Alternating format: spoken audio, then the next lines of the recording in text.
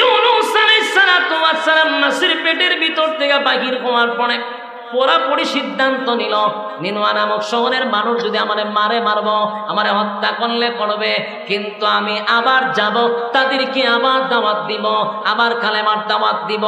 আবার ইউনূস নবী রওনা দিল নিনওয়া নামক শহরের উদ্দেশ্যে। রাস্তায় যখন উঠে গেল, যেই মাত্র রাস্তায় উঠে গেল, এবার চলতেছে সামনের দিকে, একটা মানুষ হঠাৎ করে আড়াল থেকে ডাক দিয়া বলে, ওগো আল্লাহর পয়গম্বর ইউনূস, একটু দাঁড়ান, আপনার সঙ্গে কথা আছে।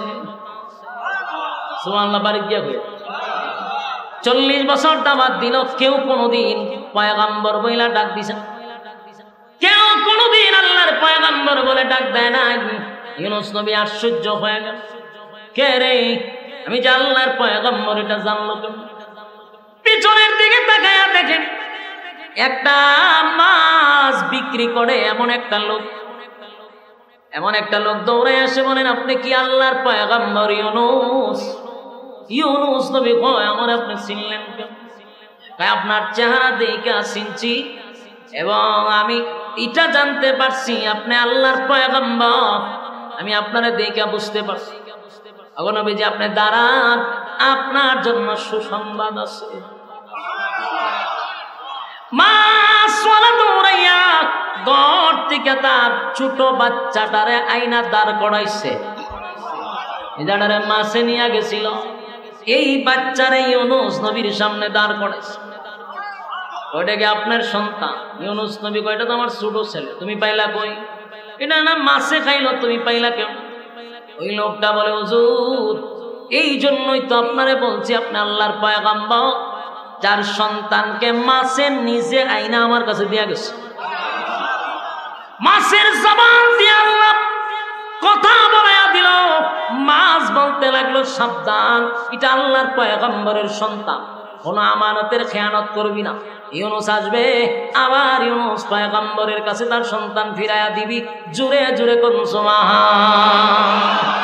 ইউনূস নবী আল্লাহর শুকরিয়া আদায় করতেছিল, আর শুকরিয়া আদায় করতে গিয়ে সিজদায় পড়িয়া কান্না শুরু করছে।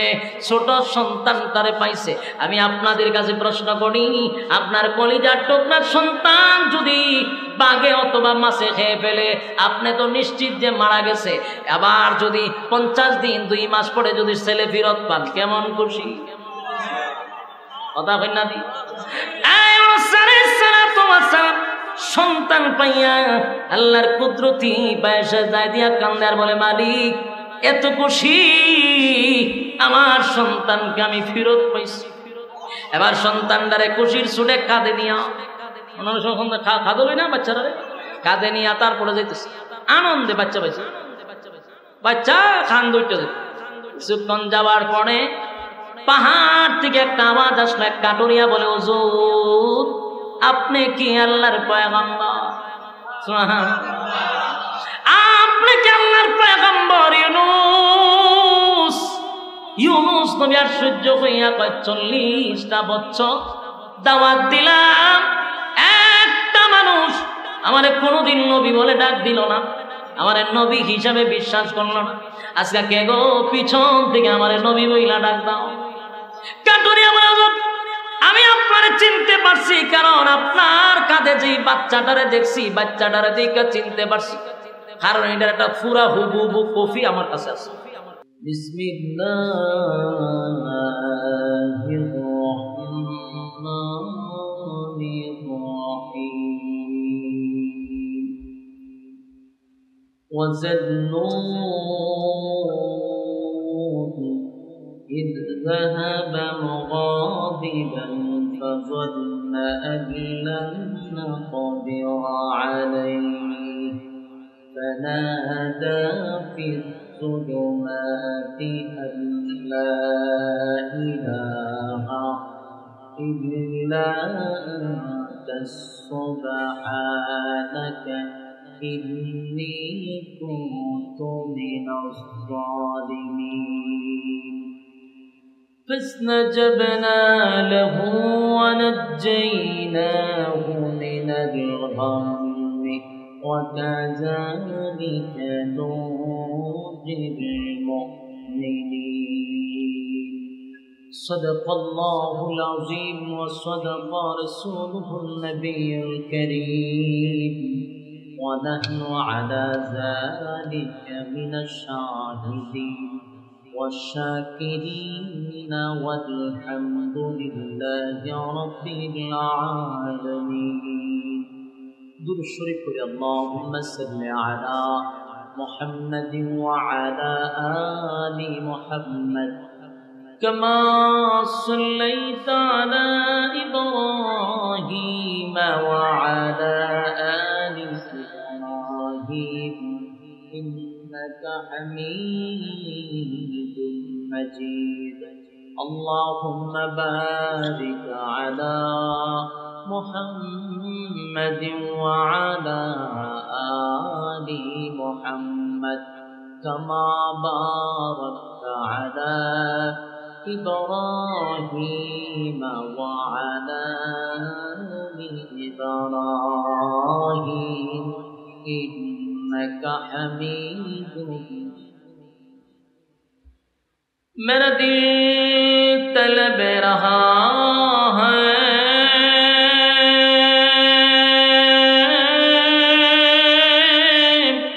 میرے جل رہا ہے سینہ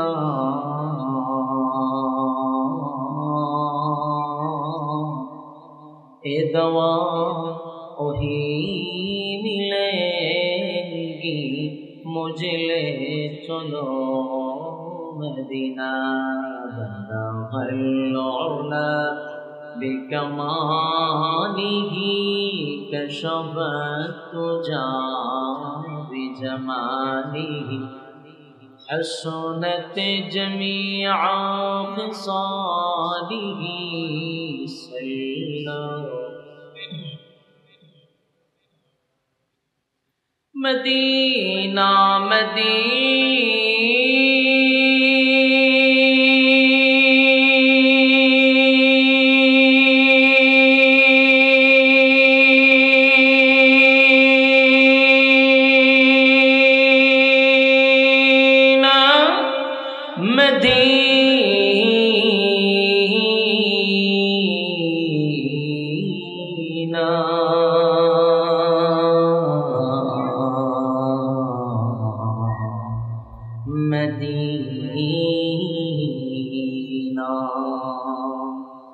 مدینہ مدینہ مومنوں کی گنگنا ہے دیدار مدینہ عاشقوں کی تمنا ہے. بلغ العلا بکمالہ کشف الدجی بجمالہ حسنت جمیع خصالہ صلی.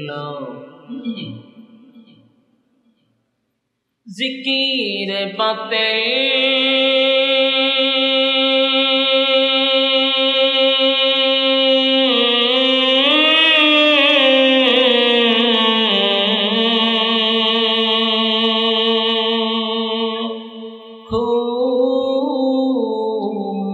ہٹا دے دل سے رب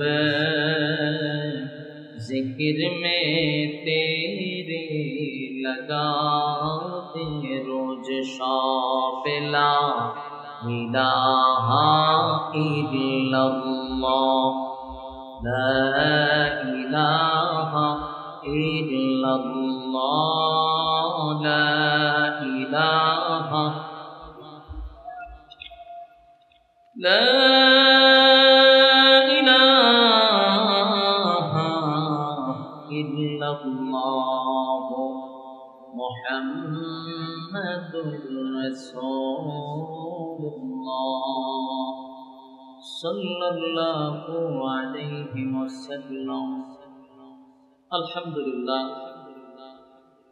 তিতাস থানার অন্তর্গত সুশীল সমাজ সংগঠনের উদ্যোগে আয়োজিত জিয়াকান্দি হাফিজউদ্দিন ফাজিল ডিগ্রি মাদ্রাসার ময়দানে তাফসীরুল কোরআন মাহফিলের সম্মানিত সভাপতি অধ্যাপক মোহাম্মদ মুআজ্জেম হোসেন সরকার সাহেব, সহসভাপতি জিয়াকান্দি হাফিজউদ্দিন ফাজিল ডিগ্রি মাদ্রাসা। আজকের মাহফিলের প্রধান অতিথি মোহাম্মদ দেলোয়ার হোসেন পলাশ সাহেব। আজকের মাহফিলের প্রধান বক্তা আপনাদের সামনে তখন আলোচনা করেছেন হযরত মাওলানা মুফতি জাকারিয়া নূর সাহেব দামাত বরকাতুহু। আলোচনা করেছেন হযরত মাওলানা আহসানুল্লাহ মজুমদার সাহেব। ওয়াজ করেছেন হযরত মাওলানা মাসুম বিল্লাহ ইলিয়াস সাহেব, হযরত মাওলানা নাজমুল হাসান সাইফি সাহেব সহ দিগার হযরত উলামায়ে কেরাম। উপস্থিত আছেন তরুণ যুবক ভাইরা, মুরব্বিয়ানে আযম। আওয়াজ যতটুকু দূরে যায়, অবস্থানরত পর্দানিশী মা ও বোনেরা, সকলকে আমার অন্তরস্থল থেকে জ্ঞাপন করছি মোবারক। সপ্তগুণ শুকরিয়া আল্লাহ সুবহান মহিয়ান গরিয়ান সর্বশক্তিমান আল্লাহ পাকের জন্য, যিনি অত্যন্ত দয়া এবং মায়া করে প্রচন্ড গরমে কিছু সংখ্যক মানুষকে এখানে আসার এবং বসার সুযোগ আল্লাহ করে দিয়েছেন। সর্বপ্রথম শুকরিয়া আদায় করছি আলহামদুলিল্লাহ। লক্ষ কোটি দুরুদ এবং সালাম আল্লাহর সৃষ্টি প্রধান আকর্ষণ জনাবে মুহাম্মদুর রাসূলুল্লাহ সাল্লাল্লাহু আলাইহি ওয়াসাল্লাম। সম্মানিত সুধী, অত্যন্ত গুরুত্বপূর্ণ এক মজলিস আপনাদের সুশীল সমাজ সংগঠনের উদ্যোগে যে আয়োজনটা আজকে করতে গিয়া তারা অনেক আগের থেকেই প্রিপারেশন নিচ্ছে। অনেক প্রচার প্রসার, আপনাদেরই প্যান্ডেল, মাইকিং, লাইটিং যা করার কোনো দিক দিয়ে তো তারা কমতি রাখে নাই। কিন্তু এই দ্বীনি মজলিসের জন্য আল্লাহ হয়তো বা সবাইকে কবুল করে নাই। যাদেরকে আল্লাহ ভালোবাসে, যাদেরকে আল্লাহ মহব্বত করে, ওই সমস্ত কিছু বান্দারা এখানে আসার সুযোগ পেয়েছে। তবে যারা বসছেন ধারণা রাখেন যে আল্লাহ আপনাদেরকে ভালোবাসে। ভালোই যদি না বাসত, অসংখ্য মানুষের মাঝখান থেকে গোটা কয়েকজনকে এখানে বসার আল্লাহ সুযোগ দিচ্ছেন। তার মানে হাজারো মানুষের মাঝখান থেকে আপনাদেরকে যাচাই বাছাই করে দ্বীনি মজলিসে উলামায়ে কেরামদের সহবতে সুস্থ অবস্থায় প্রচন্ড গরমে আসার বসার সুযোগ করে দিয়েছে। এটা আল্লাহর ভালোবাসা ছাড়া সম্ভব। আমার কথা বুঝেননি? বুঝলে একটু হানা করে। বক্তার কথা বলার জন্য যে জিনিসগুলো প্রয়োজন, যে অবস্থান প্রয়োজন, কোনোটাই এখানে নাই। এর মধ্যে যদি আপনারা জবানও বন্ধ থাকে, কথাটা আইতে পারবেন। বক্তার তো শ্রোতা দরকার। শ্রোতার যেমনই হোক, আবার যদি সব বুবা থাকে, তাহলে আপনারা সামনে ওয়াজ করেন আর গুরুস্থানের সামনে বই ওয়াজ করেন তো সমান হতো। জিও আবার কইছেন, আওয়াজ দিয়ে মাঝে মধ্যে একটু হানা কইলেও যেন আমার কথা বলার উৎসাহ, আগ্রহ তৈরি হয়। কথা বলার আগ্রহ যতটুকু নষ্ট হয়েছে মাঠের অবস্থা থেকে, আপনাদের কথার আওয়াজে যেন এর থেকে বেশি আগ্রহ বাড়ে। বুঝতেছেন কথা? যাদেরকে আল্লাহ ভালোবাসে তাদেরকে এখানে বসার সুযোগ করে দিয়েছে। সন্দেহ আছে? সাপুরিয়া চিনেননি? সাপুরিয়া কি করে? সাপ ধরে। আপনারা এলাকার কি কন? সাপুরিয়া বাইদ্যা কয়, সাপুরিয়া। এরা সাপ ধরার জন্য একটা বাঁশি বাজায়। বাঁশি বাজাইলে বিষাক্ত যত সাপ আছে গর্তে থাকে না, বাইরে এসে কেন? বাঁশির সুর শুনলে গর্তে বসে থাকতে পারে না। আপনার এই এলাকার নাম কি? জিয়ারকান্দি। জিয়ারকান্দি সাপুরিয়া এসে গর্ত দিকে, গর্তের সামনে বাঁশি বাজাইতেছে, জনমের বাঁশি বাজাইতেছে। অনেকক্ষণ বাঁশি বাজানোর পরে দেখা যায় যে সাপ তো বাহির হয় না। গর্তের সামনেই বাঁশি বাজাইলাম, কিন্তু সাপ তো আসে না। বেচারা রাগ কইরা একটা কুদাল লইছে, লইয়া গর্ত এটা খনন করছে। কইরা দেহে ভিতরে দুই সাপ বসে রয়েছে, একটার নাম দুরা আর একটার নাম মাইট্টা দুরা। এখন সাপরিয়া বুঝতে পারছে আমার এতক্ষণের বাঁশির সুর হয়ে গেছে, কারণ কিয়ামত পর্যন্ত বাঁশি বাজাইলেও এই দুই সাপ বাইরিব। কথা কন বাইরিব নি? কেন বাইরিবে না? বিষ নাই। বলুন কি নাই? আরো জোরে কি নাই? বাঁশির সুর শুনছে নি, সুর শুনছে, কিন্তু তার বাহির হওয়ার জন্য যে জিনিসটা তার ভিতরে দরকার এটা নাই। সুর শুনছে কিন্তু লড়েও না। ঠিক তেমনি ভাবে কোরআনের আওয়াজ শুনলে পরে কোন মুমিন বান্দা ঘরে বসে থাকতে পারে না। কিন্তু অনেক মানুষ কোরআনের আওয়াজ শুনতেছে কিন্তু লড়েও না। কথা হয় না? আওয়াজ শুনতেছে কিনা কিন্তু লড়েও কেন? বিষ নেই। কিসের বিষ? ইমানের বিষ নেই। তার শরীরে ইমানি জজবা নাই, সুরে তারে ঘর থেকে বাহির করে না। এই জন্য শুনে ঠিক লড়েও না। যাদের ইমানি জজবা আছে তারা শোনার পরে ঘরে বসে থাকে নাই, মাঠে চলে আসে। এই জন্য হাজারো মানুষের মাঝখান থেকে আল্লাহ যারা পছন্দ করে তারা দিয়ে আল্লাহ দিনের কাজ করায়, দিনের কাজে লাগায় রাখে। যখন ভালো কাজ করবেন বুঝবেন আল্লাহ আপনারে ভালোবাসে। এই জন্য যারাই আসছেন যতটুক সময় কথা আল্লাহ বলায় আপনারা জবান দিয়ে যদি আওয়াজ বাইর হতে আমার আওয়াজ দাঁড়িয়ে, আর নাহলে মন ভেঙে রয়েছে। বক্তার জন্য শ্রোতা যে অ্যাক্টিভ দরকার এটা আপনারা বসতে পারছেন, বসারও কিন্তু সৌন্দর্য হয়েছে না। এরপরও বলতেছি না, কারণ গরম তো, এর লেগে আমি আপনারা কই না যে একটু আজ্ঞান দিচ্ছেন, কারণ গরম প্রচুর, কষ্ট দিতে রাজি। কিন্তু আল্লাহর হস্তে আপনারা মুখ জবানটা একটু নাড়াচাড়া দিয়ে পারবেন নি? আল্লাহ কবুল করে। আমি আপনাদের সামনে মহাগ্রন্থ আল কোরআনের সূরা আম্বিয়া 87 নম্বর আয়াত তেলাওয়াত করছি। এই আয়াতে কারিমাত থেকে আপনাদের সামনে কিছু কথা বলতে চাই। রব্বে কারীম যেন তৌফিক দান করে, আমিন। প্যান্ডেলের বাহিরে রাস্তাঘাটে এখনো যারা আছেন, বিনয়ের সাথে বলবো প্যান্ডেলের ভিতরে চইলা আসেন। কারণ হায়াত যদি থাকে, মানে আমি যদি আগামীকালকে বাচ্চা থাকি তাহলে আড্ডা মারতে পারবো, গল্প করতে পারবো, সময় অপচয় করতে পারবো। কিন্তু হায়াত থাকলেও আগামীকাল বাচ্চা থাকলেও এখানে কি আর আইসা বসতে পারবে? মাহফিল আগামীকালকে থাকবে? থাকবে না। বুদ্ধিমান যারা তাদেরকে বলছি যে প্রতিদিনই তো মোবাইল নিয়ে শুয়ে থাকে, এই টানতেছে, টান আর শেষ নেই, ঠিক নেই? টানতে টানতে ফজর হয়, তাহলে এই টানা তো প্রতিদিনই টানতে পারবেন, কিন্তু প্রতিদিনই মাহফিলে বসতে পারবেন না। নিজের মনে বুঝান যে রে কালকে যদি বাচ্চা থাকি তা আমার যে হাসলত এটা প্রতিদিনই করতে পারবো, আমি যে সময়ের অপচয় করি এটা প্রতিদিনই করতে পারবো, আমি যে আড্ডায় ব্যস্ত আমি এটা প্রতিদিনই করতে পারবো, কিন্তু প্রতিদিন মাহফিলে বসতে পারবো না। তাই আজকের দিনটা অন্তত রাস্তাঘাটে দোকানপাটে আড্ডা না মাইরা, সময় অপচয় না কইরা, নাযালাত আলাইহিমুস সাকিনা, রাসূল বলেন যতক্ষণ বসা থাকবা উপর থেকে সাকিনা রহমত নাজিল হবে।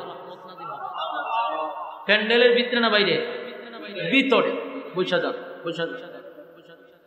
আমি আপনাদের সামনে সূরা আম্বিয়া 87 নম্বর আয়াত তেলাওয়াত করছি। এই সূরার শুরুতেই আল্লাহ বলেন, শুরুতে না আমি যে আয়াত করছি আয়াতের শুরুতে আল্লাহ বলেন ওয়াজান্নুন। এখানে একজন মাছওয়ালার ঘটনা আল্লাহ বর্ণনা করছে। মাছওয়ালা, সাহিবুল হুদ, মাছওয়ালা, মাছওয়ালার ঘটনা আল্লাহ কোরআনে বর্ণনা করছে। এই মাছওয়ালাকে, যার নাম আল্লাহ আয়াতে স্পষ্ট তুলে ধরছেন এবং মাছওয়ালা বইলা ডাক দিচ্ছেন, উনি পেশাগত দিক দিয়ে কোনো মাছের ব্যবসা করতেন না, উনি মাছ চাষও করতেন না। কথা বুঝতেছেন? মাছ চাষ করতেন না। কিন্তু আল্লাহ ওনাকে মাছওয়ালা বললেন কেন? কারণ ওনার মাছের সাথে একটা সম্পর্ক আছে। ওই মাছওয়ালা ছিল একজন পয়গম্বর, যার নাম ছিল হযরত ইউনুস আলাইহিস সালাতু ওয়াস সালাম।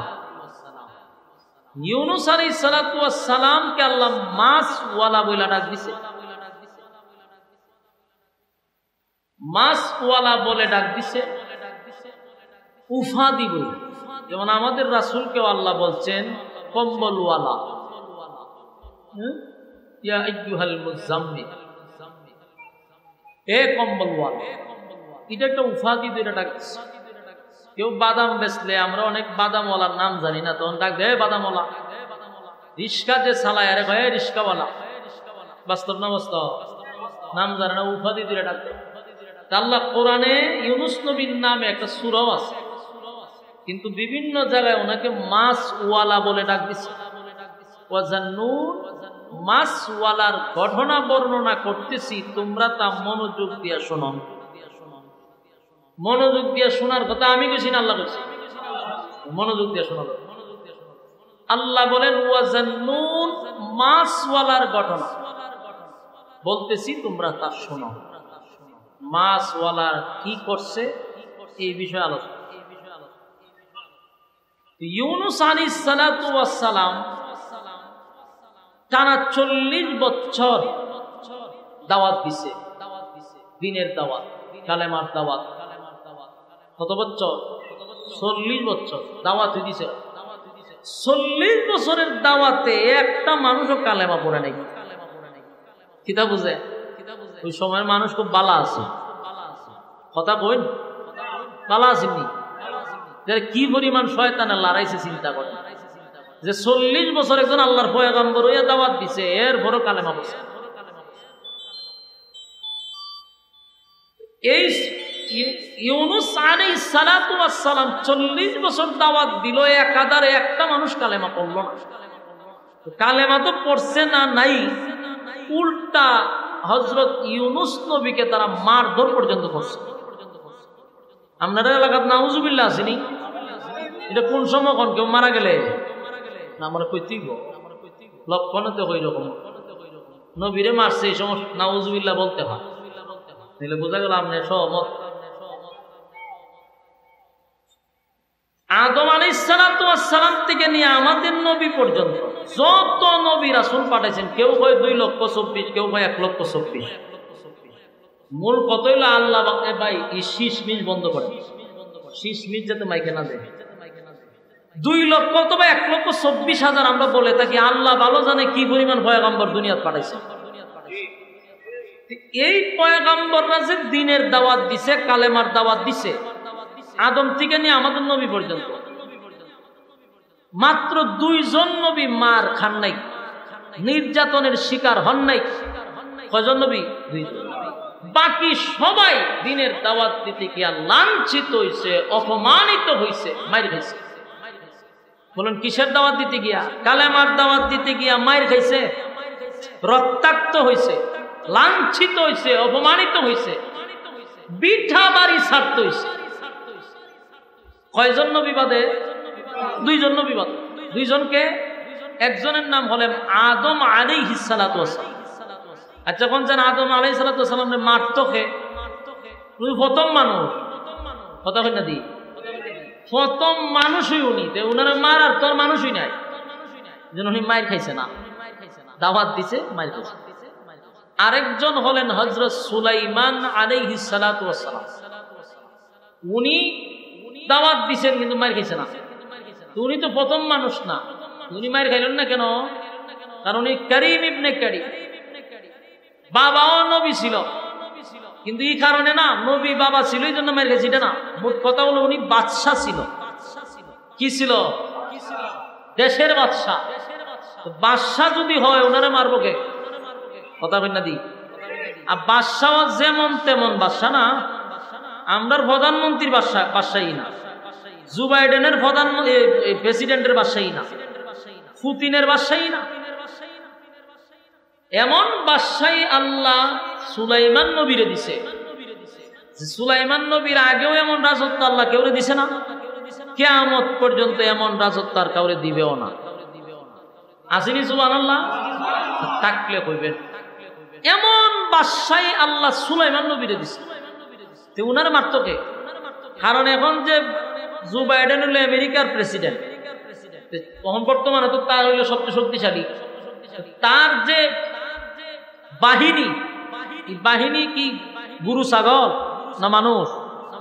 মানুষ হইল ওনার বাহিনী, মূলত তো মানুষ, কিন্তু বাহিনীর মধ্যে বিভিন্ন ধরনের ক্যাটালগ আছে, বিভিন্ন শাখা প্রশাখা আছে। আমরা বাংলাদেশের পুলিশ, র্যাব এটা আলাদা বাহিনী, পুলিশ একটা বাহিনী, ব্যাটালিয়ন একটা বাহিনী, বিজিবি একটা বাহিনী, সেনাবাহিনী আছে না? কিন্তু মূলত তো সব মানুষ, কথা হয় না দি। কিন্তু সুলাইমান নবীর শুধু মানুষ না, ওনার জিন্নাতও আছেন বাহিনী। জিনও কি আছিল? বাহিনী ছিল। ফাঁকিও ছিল ওনার বাহিনী, মানুষও ছিল বাহিনী। সুবহানাল্লাহ। ওনার মারতো কেটা? এই জন্য উনি মার খেয়েছে না। আদম নবী প্রথম মানুষ, এই জন্য মার খেয়েছে না। বাকি সমস্ত নবী রাসূল, আমাদের নবী সহ সবাই দিনের দাওয়াত দিতে গিয়া, কালেমার দাওয়াত দিতে গিয়া মার খাইছে, লাঞ্ছিত হইছে, অপমানিত হইছে। এটাই এমন একটা জিনিস, যখন আপনি একত্ববাদী খোদার দাওয়াত মানুষের কাছে দিবেন, সঠিক কথাগুলি মানুষের কান পর্যন্ত পৌঁছায়া দিবেন, তো এটা সবার কাছে কিন্তু ভালো লাগতো না। সবার কাছে ভালো লাগে, ইয়া আল্লাহ আমি কই ওয়াজ করতাম, মন ভাঙ্গে রয়েছে এমনি আপনার দিকে।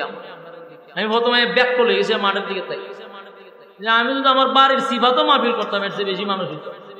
আমি সিলেট পাইয়া কুমিল্লাকে আইলাম, আমি হিসাব মিলাইতে পারতেছি। এরপরেও যদি আপনারা আওয়াজ দিতেন, তাও তো আমার কথা বলার একটা আগ্রহ বাড়তো। ওন দিয়ে আপনারা ব্যাটারি তো চার্জ নেই, আল্লাহর রাস্তে একটা আওয়াজ দেন। কথাগুলি একটু মনোযোগ দিয়ে শুনেন। আমি যতগুলা কথা বলতেছি, একটা কথাও কিন্তু মন গড়া কোনো গিচ্ছা আপনারা শুনবার লেগে আইছেন না, আর আমার গিচ্ছা শুনবার লেগে দাওয়াতও দিচ্ছেন না। এই কথাগুলি কিন্তু কোরআনের বাইরে বলবো না। লাম্বা গিচ্ছা কাহিনী, বাপ দাদার গিচ্ছা, এটা আমি জীবনে করি না কোনো মানুষ, আমার এই অভ্যাস না। এই জন্য একটু মনোযোগ দেওয়া তুই, গিচ্ছা কাহিনী শোনার জন্য মনোযোগ লাগে না। কথা বুঝতেছেন নি? আপনারা একটু মনোযোগ দেন, আল্লাহর রাস্তা আমার দিকে একটু তাকান, মনোযোগ দেন। এই যে আপনি কালেমার দাওয়াত দিবেন, একত্ববাদী খোদার দাওয়াত দিলেন, যখন আপনি সঠিক পথের তাইকে আল্লাহর দিন প্রচার করতে যাবেন, এটা কি সবার কাছে ভালো লাগবে? সবাই মাইনা নিব? যদি মাইনা নিতে থাকে, বুঝবেন আমি সঠিক পথে নাই। আমার কথা বুঝিনি, আল্লাহ জানে। যদি দেখেন আপনি দাওয়াত দিতেছেন দিনের, কিন্তু কোনো বাধাও নাই, কোনো সমস্যাও নাই, বুঝবেন আপনার দাওয়াত সঠিক হইতেছে কিনা সন্দেহ আছে। কারণ আল্লাহর রাসূল দাওয়াত দিতে গিয়ে মার খেয়েছে, আর একই দাওয়াতের দায়িত্ব আপনি নিছেন, আপনি যদি কুরমা পোলাও খাইতেছেন, ঘটনা কি? আপনার যদি কোনো বাধাও নাই, আপনার কোনো তুফান উফানো আপনার উপরে যায় না, ঘটনাটা বুঝা গেল এনে গরমিল আছে, বাস্তব না বাস্তব? নবীরা মার গেছে, আর উলামায়ে কেরাম নবীওয়ালা কাজ করতেছে। তুই কাজ করতে গেলে যে সবার কাছে আপনি প্রিয় হবেন, বিষয়টা কিন্তু এমন না, আপনার বাধা আসবে। তো রাসূল সাল্লাল্লাহু আলাইহি সাল্লাম দাওয়াত দিতে গিয়ে মার গেছে। আজও দেখবেন সঠিকভাবে যারা দিন প্রচার করতেছে, তারাও কিন্তু মুসিবতে আছে, বাস্তব না বাস্তব? কেউ মুসিবত সাইড দেওয়ালের ভিতরে, কেউ অপবাদের মধ্যে, কেউ বিভিন্ন না কোনো বড় ধরনের রাষ্ট্রীয়ভাবে সমস্যায় পড়ে রয়েছে। বুঝবেন হের দাওয়াতটাই সবচেয়ে বেশি সঠিক, কারণ হের দাওয়াত দিতে গেলে বাধা হয় কেন? সমস্যাটা কোন জায়গায়? একই দাওয়াত আমি দিই, আমার বাধা নাই। একই দাওয়াত আরেকজনে দেয়, তার বাধা। ঘটনা যেন ভিন্ন। কথা বুঝতেছেন? সব কথা আবার খুল্লা টুল্লা বলেন যেত না, কারণ কিরামান কাতিবিন আছে। এই কিরামান কাতিবিনে যদি রিপোর্ট পেশ করে, তাহলে আমিও আবার বেশি সময় থাকতাম না। এই জন্য আমরা সব কথা বলতে পারি না। আগে মিডিয়া আসি না, ইচ্ছা মতো গাইতাম, কিন্তু এখন এই যে কিরামান কাতিবিনে যখন কথা একেবারে হিসাব করে মাইপা মাইপা ফালাইতে হয়, কুনান্দা স্লিপ হয়, এটাও এরা সারে। এই জন্য আমার কথাগুলি বোঝার চেষ্টা করেন। আমাদের নবী পর্যন্ত দাওয়াত দিছে, মাইর করছে। ইউনূস নবী 40 বছর দাওয়াত দিল একা দাঁড়া, খালি মাইরি খাইলো, লাঞ্ছিত হইলো, অপমানিত হইলো, কিন্তু একটা মানুষও কালেমা পড়ছে না। ইউনূস নবী 40 বছর দাওয়াত দেওয়ার পরে এরপরে আল্লাহ কই দাওয়াত দিল? ইতায় আমার খালি মারামারি করে, গেলেই মারে। ইতায় আমার গেলে পড়ে লাঞ্ছিত করে, অপমানিত করে। 40টা বছর আমি সহ্য ধৈর্য ধরলাম, দাওয়াত দিয়ে গেলাম, কিন্তু 4 বছর ফায়দা হয়েছে। এখন আপনার কাছে বিচার দিছি, কি করবেন আপনি সিদ্ধান্ত নেন। হেরা আমার কথাটা তো শুনে না, উল্টা টিটকারি মস্কারি হাসাহাসি করে। আল্লাহ কয় ইউনূস রাগ কইরো না, হেরারে গিয়া কো যে কালেমা যদি না পড়ে হেরারে গজব দিয়া মাইরালাম, ভয় দেখো। ইউনূস নবী গিয়া কয় ঘটনা শুনছো এতদিন তাহলে দাওয়াত দিছি, তোমরা ভয়টয় দেখাইছি না। এখন আমার মালিকের পক্ষ থেকে মেসেজ আসছে, তোমরা যদি কালেমার দাওয়াত গ্রহণ না করো তাহলে গজব দিয়া কিন্তু শেষ করবো। এই কথা শুনে আর বাচ্চা গজব আইব নি, কবে আইব? আইব কোন সময়? ইউনূস নবী সভ্য না, ইদের ভয় ফাইব দূরের কথা, এরা যারা টিটকারি করে উল্টা কয় আইব কোন সময়, তারিখটা কন, আমরা প্রস্তুতি নিতেছি কোন সময় আইব। ইউনূস নবী সভ্য না, আল্লাহ আমি তো এরা গজবের ভয় দেখাইছি, এরা উল্টা আরো টিটকারি মস্কারি করে এবং আমারে বলে যে দিন তারিখ ঠিক কইরা কইতাম কোন দিন আসবে, এরা বলে মোকাবেলা করবে। নাউজুবিল্লাহ, আল্লাহ তো সাংঘাতিক। দাওয়াত দিতে গেলে উল্টা আমার উপরে আরো এরা সইরাব। আল্লাহ কয় এরা কি তারিখ চায়? বলে তারিখ জান, তারিখ যখন চায় গিয়া কোন আগামী 3 দিন 3 রাতের ভিতর আমি গজব দিব। আগামী 3 দিন 3 রাত ইউনূস নবী গেছে গিয়া কয়ও তোমরা তো খুব শখ গজবের তারিখ জানার জন্য, আল্লাহ কইয়া দিছে আগামী 3 দিন 3 রাতের ভিতরে গজব আসবে, প্রস্তুত থাকো। এরা কয় ইউনূস কোনো অসুবিধা নাই, আমরা প্রস্তুত, আমরা অপেক্ষায় আছি তোমার খোদার গজবের জন্য। নাউজুবিল্লাহ, ইউনূস নবী হতে তোরা তাকান যাই। ইউনূস নবী করলো কি 3 দিন পর্যন্ত গজব হইব, তার স্ত্রী আর 2 সন্তান লইয়া এই গ্রাম ছেড়ে গেছে। নে তোরা গজবের তলে ফিরা মর, ঠাড়া ফিরা মর তোরা, আমি দেখি। ইউনূস নবী গেছে, 2 দিন গেছে আর রয়েছে 1 দিন 1 রাত। নেয়ার ভিতরে একটা কামড় মারছে তো ফিরে 40 বছর ইউনূস আমরা দাওয়াত দিছে, কালেমা গ্রহণ করছে, লোকটারে মারলাম, তিরস্কার করলাম, এরপরে আমরা গজবের কথা বললো যে গজব দিবে, তাও আমরা জানতে চাইলাম গজবের তারিখ দাও। এখন তো আমাদেরকে তারিখ দিয়ে দিচ্ছে, এখন 2 দিন 2 রাত চলে গেছে, বাকি রয়েছে মাত্র 1 দিন 1 রাত। যদি আইসা পড়ে, যদি লাগাইছে, যদি আইসা পড়ে সমস্ত এলাকার মানুষ, যে শহরে তারা বসবাস করতো, এই শহরটার নাম হলো নিনুয়া নামক শহর, 4 লক্ষ মানুষ বসবাস করত। কোন কয় লক্ষ? 4 লক্ষ মানুষ নিনুয়া নামক এই শহরে বসবাস করত। এই 4 লক্ষ মানুষের ভিতরে যারা বড় বড় পণ্ডিত, সর্দার, মাতব্বর, সবাই রইলে বয়ে শুনো, কতদিন যা ফাইজলামি করছি এটা ভিন্ন, বাকি আছে 1 দিন 1 রাত। মনে করো ধইরা নাও, যদি ইউনূসের কথা সত্য হয়ে যায়, মোকাবেলা করবা কি দিয়া? ভিতরে একটু ভয় ঢুকছে, ওই যে যদি আইসা পড়ে।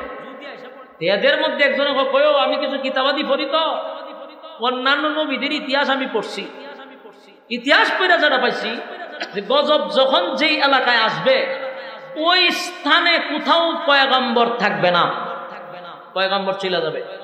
এটা সিস্টেম, আল্লাহ আগেই পায় আপনি এখান থেকে চলে যান, মানে যেই জায়গায় গজব দিবি জায়গা তো নবী থাকবে না।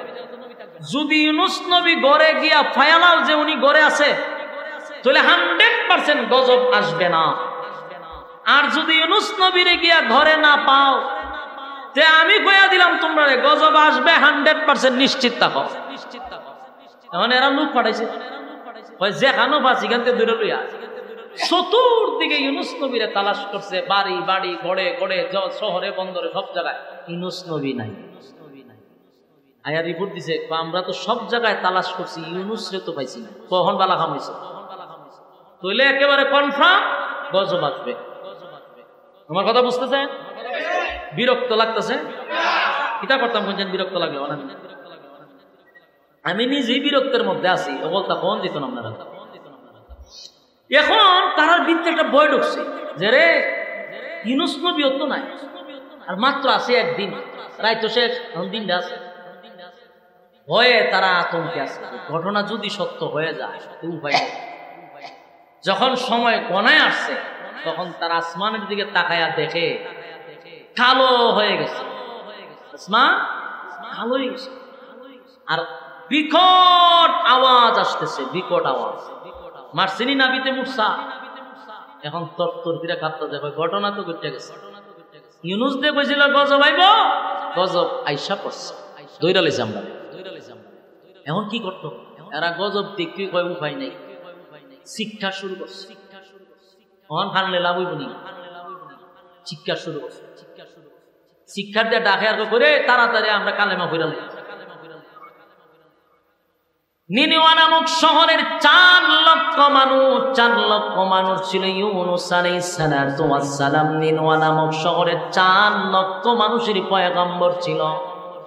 এই 4 লক্ষ মানুষ আকাশের রং দেখে, বিকট আওয়াজ শুনে পাগল পাগল হইয়া একে অপরকে ডাকাডাকি করতে লাগলো আর বলে, হায় রে, ঘটনা তো ঘটে গেছে।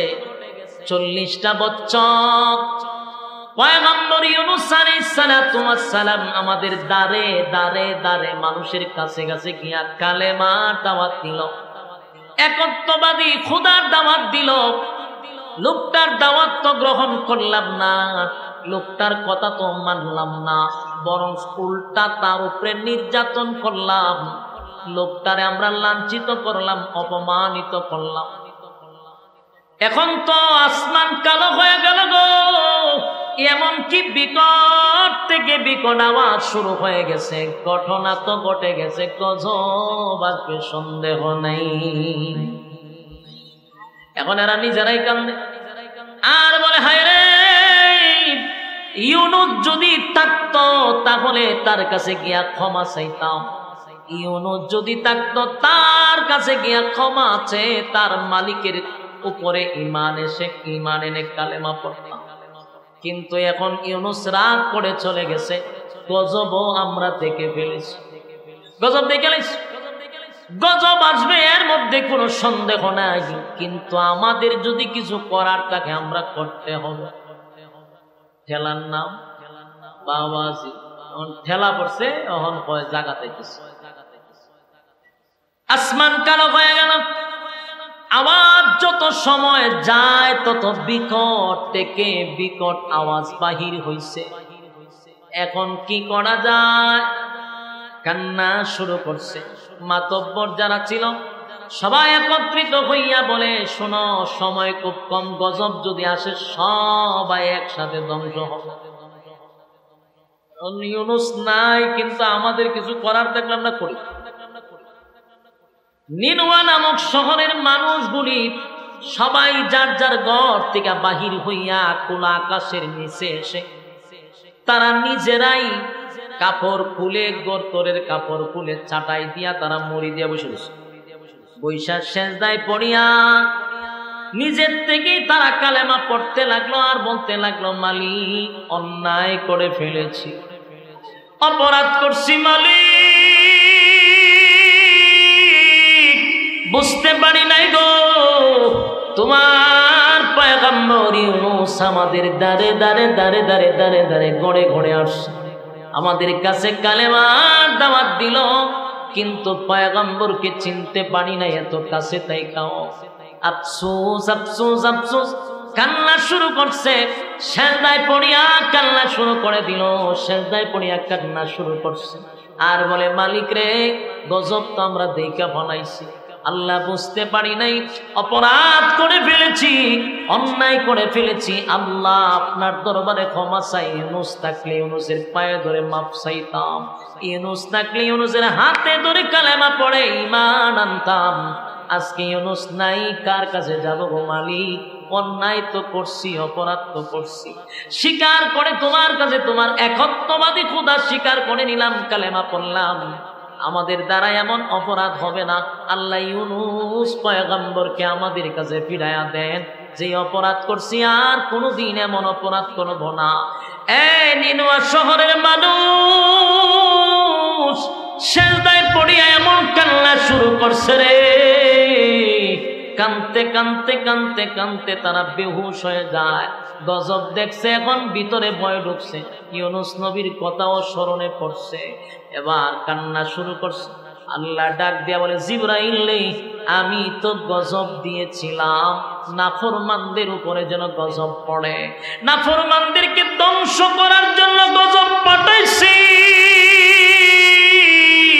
কিন্তু এখন আর জমিনে নাফরমান নাই রে, জমিনে কোনো নাফরমান নাই, সবগুলি আমি মালিকের উপরে কালেমা পয়রা ঈমান আনছে। তারা তো এক আল্লাহর উপরে ঈমান আনলো, আমার নবী ইউনূসের প্রতি ঈমান আনছে। জিবরাইল আমার গজব তো নাফরমানের জন্য, নাফরমানের জন্য, নাফরমানের জন্য, যারা আমি আল্লাহর নিয়ামত খাইয়া নিয়ামত ভোগ কইরা নাফরমানি করে, আমি আল্লাহর নিয়ামত খাইয়া নিয়ামতের অস্বীকার করে, সারাটা জীবন আমি আল্লাহ যাদেরকে নিয়ামত দিলাম কিন্তু জীবনটা বড় শুধু নাফরমানি করে গেল, তাদের জন্য আমার গজব। কিন্তু এখন দেখি জমিনে কোনো নাফরমান নাই, সব ঈমানদার আল্লাহওয়ালা হয়ে গেছে। জিবরাইল গজব উঠায় আনে, গজব উঠতে শুরু হইল। এখন দেখা যায় কিছুক্ষণ পরে আকাশ পরিবর্তন হয়ে গেল, আকাশটা যেন একদম পরিষ্কার হয়ে গেছে। শুধু তাই না, বিকট থেকে বিকট যে আওয়াজগুলি হচ্ছিল সেগুলো বন্ধ হয়ে গেছে। সুবহানাল্লাহ। আরো জোরে বল আল্লাহু আকবার, আরো জোরে বল আল্লাহু আকবার, ঈমানের আওয়াজ দিয়ে বল আল্লাহু আকবার। ঈমানদারের তওবা আল্লাহ কবুল করছে, ঈমানদারের তওবা মালিক কবুল করলো, ঈমানদারের ঈমান আল্লাহ গ্রহণ করলো। গজব উঠায়া নিল, গজব উঠায়া নিল, আওয়াজ বন্ধ হয়ে গেল। এবার ঘটনা ঘটছে কি, ইউনূস আলাইহিস সালাতু ওয়াস সালাম তো এলাকার মধ্যে নাই, উনি তার স্ত্রী এবং ছেলে দুইটা লইয়া এলাকা ছেড়ে দূর, বহু দূর চলে গেছে। ইউনূস নবী এক জায়গায় গিয়ে অবস্থান করলো, দেশ ছাড়ে নাই, দেশের ভিতরে আছে, অন্য ডিস্ট্রিক্টে চলে গেছে। হঠাৎ করে কিছুদিন পরে নিনুয়া নামক শহরের একজন মানুষ ইউনূস নবীর সঙ্গে সাক্ষাৎ হয়েছে। ওই লোকটা ডাক দিয়ে বলে, ইউনূস তুমি না আমাদেরকে বলেছিলা যে আমাদেরকে তোমার মালিক গজব দিয়া ধ্বংস করে দিবে? বলে হ। বলে আমি তো নিনুয়া নামক শহর থেকে তোমার কাছে আসলাম, কোথায় কোনো গজব তো পড়লো না, কেউ তো মারাও গেল না, কোনো ক্ষতি হইল না, তুমি বললা কি বাস্তবে হইল কি? মনোযোগ দিয়ে বুঝে নিয়ে একটা ফেস লাগাইছে। নবীর কাছে গিয়া বলি, ইউনূস কেন তুমি আমাদেরকে এমন ভাবে আমাদের সঙ্গে প্রতারণা করলাম? সবার সামনে বললাম যে গজব আসবে, আমরা ধ্বংস হয়ে যাব, নিনুয়া নামক শহর ক্রস করে তোমার কাছে আসলাম, ওই আমি তো কোথাও গজবের চিহ্ন পাইলাম না, কোনো মানুষ মরতেও দেখলাম না, কেউ অসুস্থ হইতেও দেখলাম না, ঘটনা কি? ইউনূস নবী বারবার জিজ্ঞাসা, ঘটনা কি সত্য? বলে হ। তুমি কি শহর থেকে আসছো? বলে হ। ইউনূস নবী বলছে টেনশন, কিন্তু হে কত বড় বাট্টা, একবার কয় না যে এই শহরের মানুষ কালেমা পড়ছে, এই কথা কিন্তু কইছে না, এই কথা কইলে তো ইউনূস নবী বুঝতো, কিন্তু হ্যাঁ কইছে আমি শহর থেকে আইছি, একটা মানুষ মরল না, অসুস্থ হইল না, ধ্বংস হইল। ইউনূস নবী পড়ছে মহা টেনশন। হইলে কি তা আল্লাহ না আমার সাথে ওয়াদা করলো, আমার দিয়ে আল্লাহ কইলে আর আগে কইবার লেগেছে গজব দিয়া ধ্বংস করে দিল, আমি গানাইলাম গজব দিল না, এটা কোন তাল বাহানা? ইউনূস নবী পড়ছে মহা মুশকিল। তখন ইউনূস নবী সিদ্ধান্ত নিচ্ছে, দিতা যে শয়তানের শয়তান, 40 বছর দাওয়াত দিছি, দাওয়াত গ্রহণ করছে না, গজব আইব আমি এরারে বলছি, এরপরে এরা ভয় পাইছে না, গজবের দিন তারিখ ঠিক করছি, গজব আইছে না, এখন যদি আমি শহর ঢুকি আমার বাইরে আমার লাগব কথা, এখন আস্থা রাখবো নি? ইউনূস নবীর ধারণা হইল যেই জাতি দাওয়াত দিতে গিয়ে মার খাইছি, যেই জাতিরে গজবের কথা শোনানোর পরে মার খাইছি, আর এখন তো দিন তারিখ ঠিক করে দিয়েছি, তারিখও শেষ, দিনও শেষ, গজব যেহেতু আসছে না, আমি যদি আবার যাই তেনারা আমার বাইরে মেরে লিব, আমার এখন আর জীবিত থাকতে দিবে না, ওই ইউনূস নবী নিজে নিজে সিদ্ধান্ত পাল্টাইছে। কি পাল্টাইছে? এজন্য আল্লাহ বলেন ওয়াজান্নুন, মাছওয়ালার ঘটনা বলতেছি, তোমরা তা মনোযোগ দিয়া শোনো। মনোযোগ দিয়ে আপনারাও শুনেন, এখনো কিন্তু মাছওয়ালার ঘটনা পরিপূর্ণভাবে আসি নাই। মনোযোগ দিয়া শুনেন। ওয়াজান্নুন, মাছওয়ালার ঘটনা বলতেছি, তোমরা তা মনোযোগ দিয়া শোনো। ইউনূস নবী মনে মনে মনে মনে মনে মনে সিদ্ধান্ত নিছে, এই দেশেই আমি থাকবো না। এটা কি আল্লাহর সিদ্ধান্ত না ইউনূস নবীর সিদ্ধান্ত? নিজে নিজে সিদ্ধান্ত নিছে, হয় আমি আর দেশেই থাকতাম না, আমি দেশ ছেড়ে বিদেশে চলে যাব। যেই জাতি গজব তারিখ ঠিক করার পর গজব করছে না, এটি যদি আমি যাই বাইরে আমার লেবো আমার, সুতরাং এদের কাছে না গিয়া আমি দেশ ছেড়ে দিব। এই যে সিদ্ধান্তটা নিছি, এটা কিন্তু আল্লাহর পক্ষ থেকে না, ব্যক্তিগত। ব্যক্তিগত সিদ্ধান্ত নেওয়ার কারণে আল্লাহর কাছে এটা পছন্দ হয় নাই। উনি কোনো গুনাহ করে নাই, কিন্তু আল্লাহর কাছে এটা পছন্দ হয়েছে। গুনাহ এক জিনিস আর পছন্দ অপছন্দ আরেক জিনিস। শেষ লাগাইয়েন না। পয়গম্বর সিদ্ধান্ত নেওয়ার কারণে আল্লাহ এই ব্যাপারটা পছন্দ করছে, কারণ উনি তো পয়গম্বর। ওনার উচিত ছিল ওহী আসা পর্যন্ত উনি ধৈর্য ধারণ করা। অবশ্যই আল্লাহ জিবরাইল পাঠাই, ওনার কাছে ওহী আসবে, আল্লাহ যে সিদ্ধান্ত নেয় এটার উপরে উনি অটল থাকার কথা। কিন্তু ব্যক্তিগত সিদ্ধান্ত নিছে দেশ ছেড়ে বিদেশ যাবো। যেই কইছে দেশ ছেড়ে বিদেশ যাবো, সিদ্ধান্ত যেমন উনি রেডি। উনার স্ত্রী এবং 2 সন্তান লইয়া উনি দেশ ছেড়ে বিদেশে যাবে। উনি মনে করছে আমার এই সিদ্ধান্তে আল্লাহ বেজার হবে না, কিন্তু আল্লাহর যে পছন্দ না হওয়ার কারণে আল্লাহ ওনারে পাকড়াও করছে। আল্লাহ কি ছেড়ে দিছেনি? আল্লাহ ইউনূস নবীর ছাড়ছে না। যেহেতু আমার সিদ্ধান্ত ছাড়া ব্যক্তিগত সিদ্ধান্তে গেছেন, আমি আপনাকে ছেড়ে দিব না, পাকড়াও করছে আল্লাহ। যখন ওনার স্ত্রী সন্তান নিয়ে দেশ ছেড়ে বিদেশ যাবে, রাস্তার মধ্যে সর্বপ্রথম কিছু বকাটে মানুষ, কিছু চরিত্র খারাপ লোক, এদের একজন লিডার, এই লোক কিছু লোক রাখছে রাস্তার মুড়ে মুড়ে, পয়েন্টে পয়েন্টে, যে সুন্দরী রূপসী কোনো মাইয়া ফান গেলে এদের দইরা আমার কাছে নিয়ে আইবি। এদের সুজা বাংলা হয় লুচ্চা। আপনারা কমিল্লা কিতা করেন মাথা না, বড় সুন্দর বউ আছে, এরপরে চোখ জাগাত থাকে না, উল্টা পাল্টা সাইরম লোক আসেনি। তুই রম একটা লুচ্চা, এর ঘরে বউ আছে, কিন্তু হে সুন্দর মাইয়া ফান দেখলে রাস্তা থেকে জোর করে উড়ে লুয়ে পড়ে।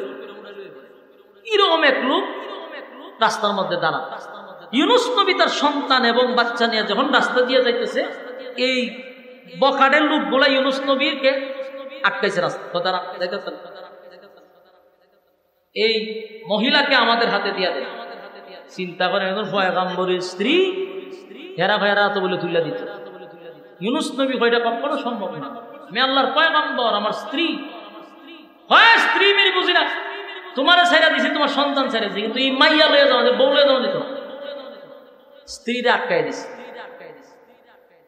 কিন্তু ইউনূস নবীর স্ত্রী ডাক দিয়া বললেন যে, প্রাণের স্বামী, আপনার যে গন্তব্য আপনি রওনা দিয়েছেন, চলে যান, আমার নিয়ে আপনি টেনশন করেন, আমার হেফাজতের দায়িত্ব আল্লাহ। উনি উনার স্বামীরে সান্ত্বনা দিতেছে যে, আপনি আমার লাই উনি চিন্তা টিন্তা করেন, আমার হেফাজত আল্লাহ স্বয়ং করবে, এটা আমার বিশ্বাস, আমার একটাই।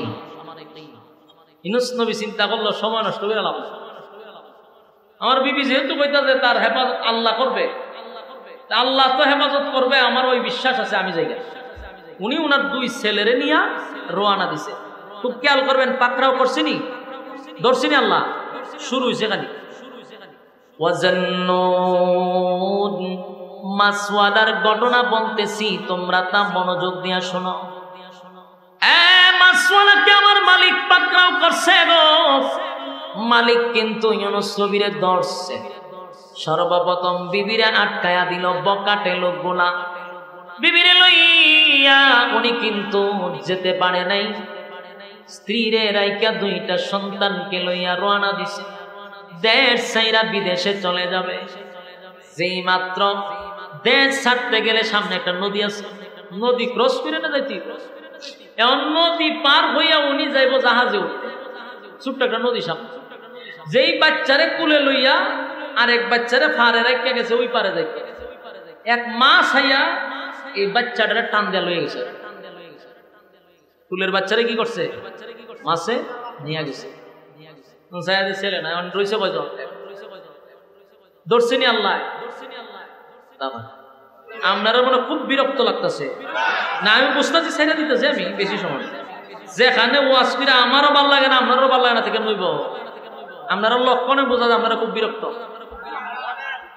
আওয়াজও না জানি তুলি যে আপনারা যদি সারা শব্দ নাই ঘটনা কি বিরক্ত লাগলে আমার কই মনোযোগ দিয়ে শুনেন। এখন ইউনুস নবীর প্রথম স্ত্রীকে বকাটে আটকাই দিছে, কুলের সন্তানটাকে মাছে নিয়ে গেছে। ধরছেনি আল্লাহ, পাকড়াও করছেনি। ওয়াজান্নুন মাছওয়ালার ঘটনা বর্ণনা করতেছি, তোমরা তা মনোযোগ দিয়া শোনো। আমি মাছওয়ালারে ধরছি, মাছওয়ালারে পাকড়াও করছি। এবার ইউনুস নবী গেলেন বড় ছেলেটারে নিয়ে নদী পার হবে, তাকায়া দেখে বড় ছেলেটারে বাগে নিয়ে দৌড় শুরু করছে। কথা কি বুঝতেছেন? বড় ছেলেটারে কিসে নিছে? বাগে নিয়ে দৌড় মারছে। হায় হায় হায়, চতুর্দিক দিয়া বিপদ আর বিপদ। ধরছে তো মালিক পাকড়াও করছে, দৌড়ে লিছে। ইউনুস আলাইহিস সালাতু ওয়াস সালাম মনে করছিল ওনাকে ওনার মালিক পাকড়াও করবে না, কিন্তু ব্যক্তিগত সিদ্ধান্ত নেওয়ার কারণে আমার মালিক কিন্তু ওনার উপরে বিষয়টা এত সহজে নেয় নাই, আল্লাহর পছন্দ হয় নাই, তাই আল্লাহ পাকড়াও করছে। স্ত্রীকে বগাড়ে নিয়ে গেল, ছোট সন্তানটাকে মাছে নিয়ে গেল, আর বড় ছেলেটারে নিয়ে গেল বাগে। এবার নিঃস্ব হইয়া একেবারে আর কেউ নাই, সন্তান নাই, স্ত্রী নাই, কেউ নাই, একা হয়ে গেছে। ইউনুস নবী এবারও সিদ্ধান্ত নিল দেশ ছেড়ে বিদেশ চলে যাব, যেই জায়গায় স্ত্রী নাই, সন্তান নাই। কওমের মানুষগুলো আমার কালেমাও পড়ে না, মনের মধ্যে ব্যথা লইয়া নদীটা পার হইয়া যখন যাত্রীবাহী জাহাজে উঠছে, ওইটা উনি একটা জায়গায় নীরবে বসে রয়েছে। যাত্রীবাহী জাহাজ সাগর পাড়ি দিয়া তারপরে গন্তব্যে যাবে। মাছ নদীতে যাওয়ার পরেই এখন আর জাহাজ সামনে যায় না, শুধু জায়গায় ঘুরে। পাকড়াও কি শেষ? না আরো রয়েছে? কথা দিয়ে কন্যা হয়েছে, পাকড়াও কিন্তু শেষ হয়েছে না, ধরছে। এখনো মাছওয়ালার ঘটনা শুরু হয়েছে খালি মাত্র। ওয়াজান্নুন মাছওয়ালার ঘটনা বর্ণনা করতেছি, তোমরা তা শোনো। মাছওয়ালায় কিন্তু জাহাজে উঠছে, দেশ ছেড়ে বিদেশে যাইব। এখনো পাকড়াও শেষ হয় নাই, মালিক কিন্তু এখনো ধরার বাকি রয়েছে। জাহাজ এখন পানির মধ্যে জায়গায় ঘুরে, জায়গায়। এখন যাত্রীবাহী জাহাজে যত মানুষ আছে, এরকম ঘটনা কি? তো ঘটনা কি? প্রতিদিন আমরা যাই, প্রতি সপ্তাহে একবার যাই, এরকম 30 মিনিট তো দেখছি, এরকম নাটক তো দেখলাম না যে জায়গা তুই ঘুরে। ঘটনা কি? লক্ষণ খুব খারাপ, লক্ষণ খুব খারাপ। লক্ষণ খারাপ কিতা বলে? লক্ষণ খুব খারাপ। নিশ্চয়ই কেন কোনো পাপিষ্ট লোক আছে, লক্ষণ তো খারাপ দেখতে। জায়গা ঘুরে গেলে একজনে কয়েও জায়গা ঘুরে, তার কারণ হইল যাত্রী বেশি উঠে গেছে, যাত্রী কমাই তুইব। তখন মায়ের সাগর যদি কেউ যাত্রী কমাই তুইব, চিন্তা করেন যায় প্রত্যেকটা যাত্রীর ভিতরের অবস্থা কি তুইব বলে বইটি কি তা মায়ের সাগরে যাত্রী কমাইব মানে কি পানি ছড়ানি ছাড়া কি উপায়? কথা কই, ও যাত্রী কমাই তুইব, ওই যাত্রী কিছু কমাইলে অটোমেটিকলি গুড়া বন্ধ হয়ে যাব। যাত্রী খারে কমাইতে একজনে উঠে না আপনারা ভালাই দিয়ে ভাই মেয়ে ভাই দামি পেয়েছে দেখি মগের মন লোক নাকি? তুমি যাত্রী আমিও যাত্রী, তুমি টাকা দিয়ে উঠছো আমিও আমি ভর্তি করতে রাজি না। তখন কেউ কি রাজি হইব? কেউ রাজি হয়। তখন সবাই বইয়া কব নয়, এটা কইরা লাভ নাই, যে আমরা তো একটা অবস্থানে যাইতে হইব। তখন কেউই তো আর এই জাহাজ থেকে নিচে পড়তে চায় না। তখন কি করতাম? লটারি মারো, লটারিতে যার নাম উঠবে হে যদি না লাগতেছে জোর করে বলাই দেওয়া লাগবে। আর যে পর্ব সে সিদ্ধান্ত নিয়ে নেবে যেটা আমার তোমার কপালের দোষ, তোমার ভাগ্যে আছি, তুমি সাগরে ফরতা, এটা তোমার ভাগ্যের ব্যাপার, তুমি ভাগ্যের উপরে ছেড়ে দাও। লটারির যার নাম উঠবো সে নিজে নিজে সিদ্ধান্ত নেবে যেটা আমার ভাগ্য, খিদা করবো আমার কপালের দোষ নসিবের দোষ, আমার এখন সাগরে জাপ দিতেই। সবাই এটা কথা ঠিক, মরলে 1-2 জন মরুক, কিন্তু পুরা জাহাজের যাত্রী মরে লাভ আসেনি। মরলে 2-1 জন মরুক, লটারির যার নাম উঠে ফেলাই দাও, এরপরে যদি জাহাজ চলে অসুবিধা নাই। সবাই আবার এই সিদ্ধান্ত একমত এসে সবাই ইয়ানফসি করতো যে খান নাম উঠে হেউতিছে, সবাই বইয়া লটারির টান দিচ্ছে। লটারির টান দেওয়া মাত্র সর্বপ্রথম যার নাম দৌড়ছে উনি ইউনুস পয়গম্বর। আল্লাহ সাইরা দিছে না দৌড়ছে? পাকরাও খালি শুরু হয়েছে, কোন সাইরা দিছে না দৌড়ছে খালি? একজন আল্লাহ বলেন ওয়াজান্নুন, মাসওয়ালার ঘটনা বলতেছি তোমরা তা শোনো। إذ ذهب مغاضبا فظن أن لن نقدر عليه فنادى في الظلمات। আল্লাহ কয় মাছওয়ালার ঘটনা খালি শুরু হইছে। বলুন মাছওয়ালার ঘটনা কি হইছে? খালি শুরু হইছে। এখন তো নাম উঠছে কার? ইউনুস নবীর নাম উঠছে। এখন ইউনুস নবীর নাম উঠছে, কয় ইউনুস কাটাও, কারণ এতক্ষণ সবার নামের লিস্ট নিয়ে তো লটারি দিছে। ইউনুসকে ছায়া দেখে ইউনুস নবী আতিল আমি কোন হেরা সবাই ছায়া দেখে এমন সুন্দর চেহারা দেখা জাহাজের সমস্ত যাত্রীরা কয় সর্বনাশ, এই লোককে যদি তোমরা সাগরে ফেলাও, এখন তো সাগরের উপরে ঘুরতেছে জাহাজ, এই লোকরে ফেলাইলে সাগরের পানির তলে ঘুরবো। লক্ষণ খুব খারাপ, কারণ যেই সুন্দর চেহারা, এই চেহারার লোক কোনোদিন পাপিষ্ট হতে পারে না, এই চেহারার লোক কোনোদিন পাপ করতে পারে না। এমন লোককে জাহাজ থেকে ফলাইলে ভয়ঙ্কর রূপ ধারণ করবে। সুতরাং এটা ভুলে উঠছে আরেকবার তো চিন্তা করে। নবীর চেহারা তো যেই সময় যেই নবী আসতো তখন ওই জামানায় নবীর চেয়ে সুন্দর আর কেউ থাকতো না। আসেনি আপনার এলাকা? সুবহানাল্লাহ, আল্লাহ আল্লাহ আল্লাহ। আপনারা সুবহানাল্লাহ কোন সময় এটি আমি তো গায়ে পাইছি না আমার পর্যন্ত।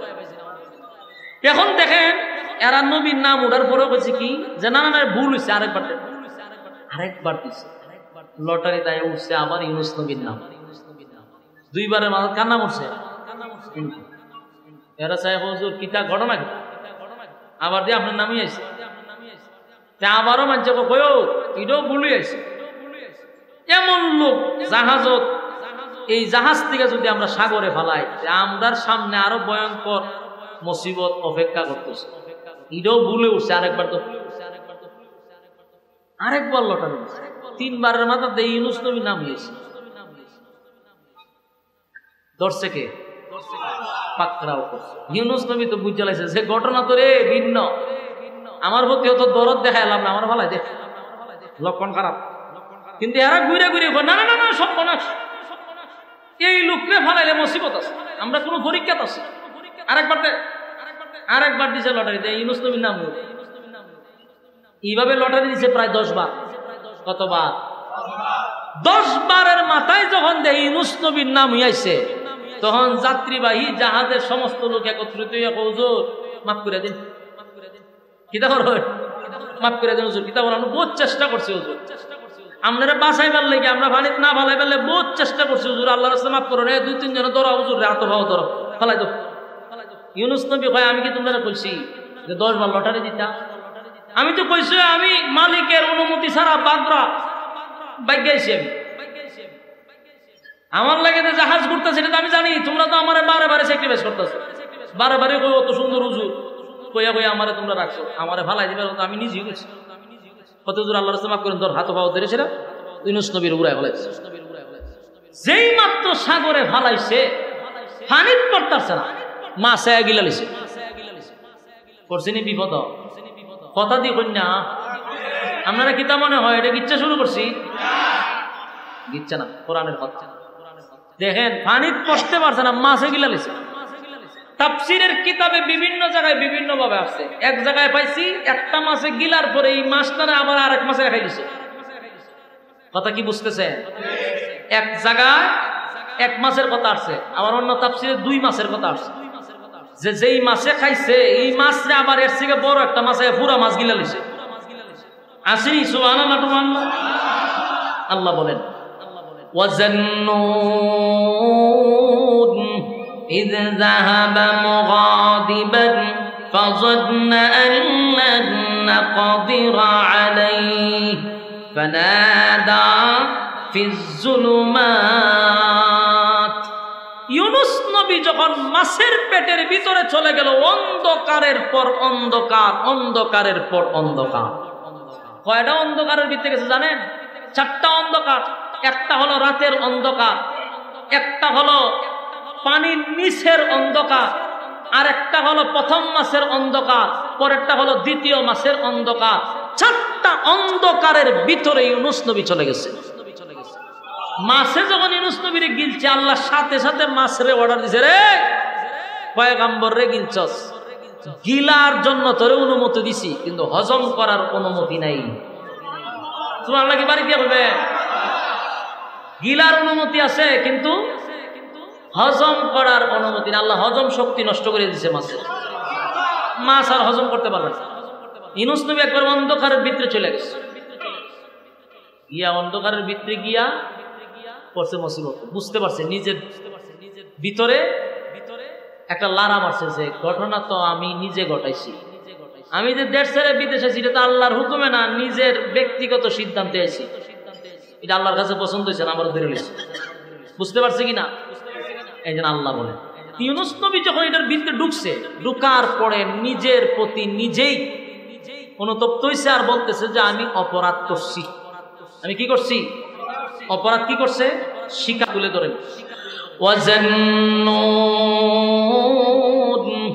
إِذْ ذَهَبَ مُغَاضِبًا فَظَنَّ أَن لَّن نَّقْدِرَ عَلَيْهِ فَنَادَى فِي الظُّلُمَاتِ أَن لَّا إِلَٰهَ إِلَّا أَنتَ سُبْحَانَكَ إِنِّي كُنتُ مِنَ الظَّالِمِينَ। পড়েন লা ইলাহা।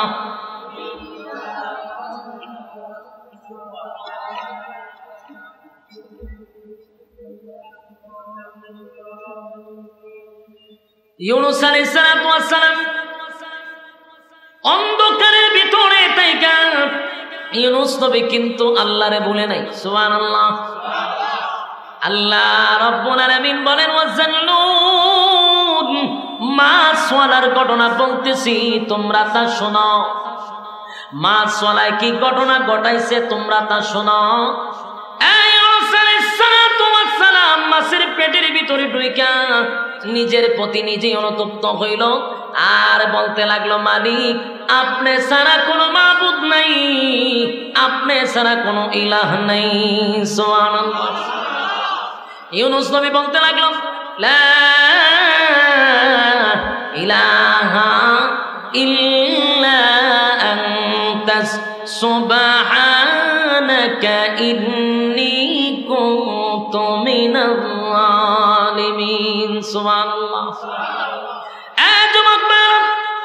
প্রতিটা কথা দিলের কান লাগায় শুনেন। ওয়াজান্নুন, আল্লাহ বলেন মাছওয়ালার ঘটনা বলতেছি, তোমরা তা শোনো। মাছওয়ালা কি ঘটনাটা ঘটায়া দিল গো? মাছওয়ালা কি ঘটনা ঘটাইল? মাছের পেটের ভিতরে গিয়া ইউনুস নবী বুঝতে পারলাম আমি অপরাধ করছি, অন্যায় করছি। নিজের প্রতি নিজে লজ্জিত হইয়া বলতে লাগলো, লা ইলাহা ইল্লা আনতা সুবহানাকা ইন্নী কুনতু মিনাজ জালিমিন। সর্বপ্রথম বললেন, মালিক আপনি ছাড়া কোনো মাবুদ নাই, আপনি ছাড়া কোনো ইলাহ নাই। আল্লাহর দরবারে যখন উনি বললেন আপনি ছাড়া কোনো মাবুদ নাই, আপনি ছাড়া কোনো ইলাহ নাই, লা ইলাহা ইল্লা আনতা সুবহানাকা, সুবহান শব্দ দিয়ে আল্লাহর পবিত্রতা বর্ণনা করছে আর বলতেছে আপনি পবিত্র। আমি হইলাম ইন্নী কুনতু মিনাজ জালিমিন, আমি জালেমদের অন্তর্ভুক্ত হয়ে গেছি। আপনি হলেন পবিত্র, আমি জালেমদের অন্তর্ভুক্ত। আল্লাহ আমি অপরাধ করছি, অন্যায় করছি, বুঝতে পারি নাই, আপনার অনুমতি ছাড়াই তো আমি সিদ্ধান্ত নিছি গো মালিক, অন্যায় করে ফেলেছি। আল্লাহর শরণার্থী শরণাপন্ন হয়ে গেল, সাথে সাথে মালিকের শরণাপন্ন হয়েছে। আমি জানতে চাই, বলুন তো দেখি ইউনূস নবী বিপদে পইরা কারে ডাকছে? হ্যাঁ, কারে ডাকছে? আরো জোরে। এখান থেকে আমাদের শিখার আছে। আমাদের কি আছে? ইউনূস আলাইহিস সালাতু ওয়াস সালাম, ইউনূস আলাইহিস সালাতু ওয়াস সালাম বিপদে পইরা, মুসিবতের মধ্যে পইরা সর্বপ্রথম শরণাপন্ন হইল মালিকের। এখান থেকে আমাদের শিকার আছে, আমাদের জানার আছে, আমরা যদি মুসিবতে পড়ি সর্বপ্রথম শরণাপন্ন হব কার? এ যুবক বাড়া, মুসিবতের মধ্যে পড়ে গেলে সর্বপ্রথম শরণাপন্ন হব আল্লাহ, মালিকের শরণাপন্ন হব। ইউনূস আলাইহিস সালাতু ওয়াস সালাম কিন্তু মুসিবতের মধ্যে পড়া সর্বপ্রথম আল্লাহর শরণাপন্ন হইল, মালিকের শরণাপন্ন হইছে। আর আমরা মুসিবতে পড়লে সর্বপ্রথম মুসিবতে পড়লে ডাকবে বাবারে, বাবারে ডাক দেয়া হয়। যদি উদ্ধার হইতে পারি তাহলে আপনার দরবারে একটা গুরু আছে, গুরু পুরস্কার দিব বাবারে। বিপদ থেকে উদ্ধার হলে গুরু পুরস্কার দিব কারে? চিন্তা করেন, খাসা কঞ্চিতা কয়টা বাড়ি দেওয়ান যায়? বিপদে পয়া মুসিবতের মধ্যে পইরা ইউনূস পয়গম্বর ডাক দিল আল্লাহরে। আর আমাদের দেশের আধা পাগল গুলি ডাকে বাবারে।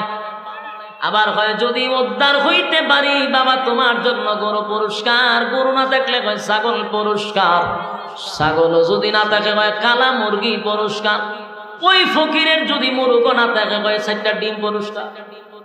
কথা কই না দেখি। অথচ আল্লাহর পয়গম্বর ইউনূস আলাইহিস সালাতু ওয়াস সালাম শিখায়া গেলেন, মুসিবতে পড়ছি, একটা দুইটা মুসিবতে নয় গো, একটা দুইটা মুসিবতে নয়। স্ত্রী চলে গেল, 2টা সন্তান উদাও হয়ে গেল, নিজে মাছের মাছের পেটের ভিতরে নয়, 2টা মাছের পেটের ভিতরে সাগরের তলদেশে গিয়া পৌঁছে গেছে। মুসিবতে পইরা বলেন লা ইলাহা ইল্লা আনতা সুবহানাকা ইন্নী কুনতু মিনাজ জালিমিন। মালিক, আমি জানি আপনি ছাড়া কোনো মাবুদ নাই, কোনো ইলাহ নাই, আপনি পবিত্র। আমি জালেমদের অন্তর্ভুক্ত হয়ে গেছি, আমি নিজে অপরাধ করছি, আপনার হুকুম ব্যতীত আমি চলে আসছিলাম। আল্লাহ আমি বুঝতে পারছি। এইভাবে 1 দিন 2 দিন নয়, 1 দিন 2 দিন নয়, 40 দিন মাছের পেটের ভিতরে অবস্থান করলেন।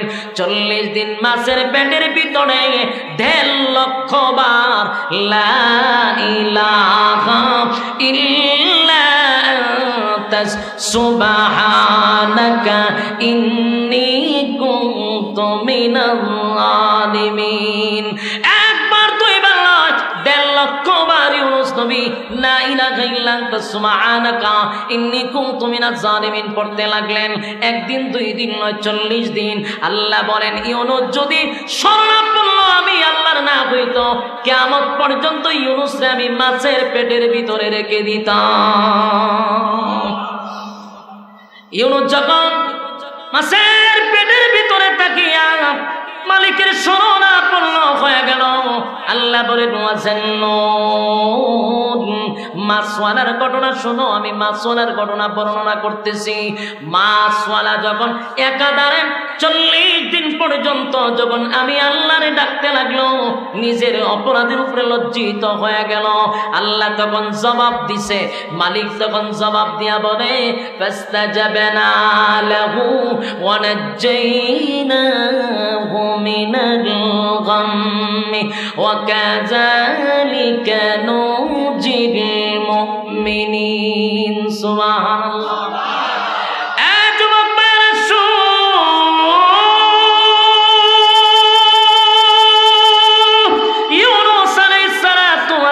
যখন 40 দিন 1.5 লক্ষ বার যখন লা ইলাহা ইল্লা আনতা আনতা সুবহানাকা ইন্নী কুনতু মিনাজ জালিমিন পড়তে লাগলো।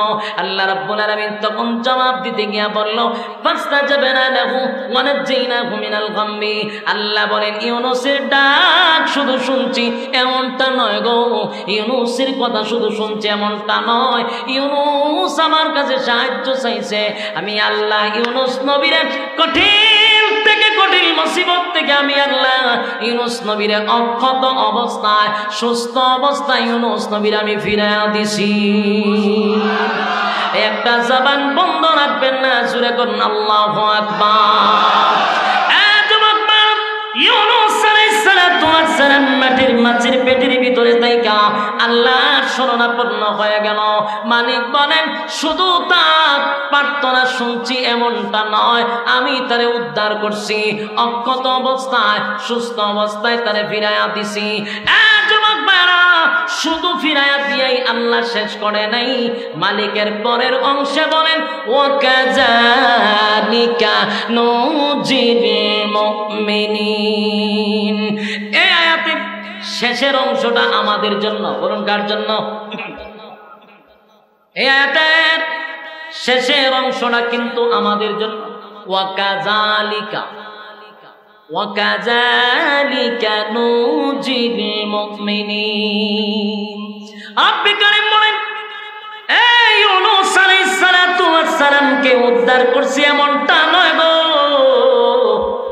কিয়ামত পর্যন্ত যারা মুসিবতের মধ্যে পড়ে যাবে, শরণাপন্ন হবে আমি আল্লাহ, আমি ওয়াদা দিলাম কিয়ামত পর্যন্ত মুমিনদেরকে আমি এইভাবে হেফাজত করব।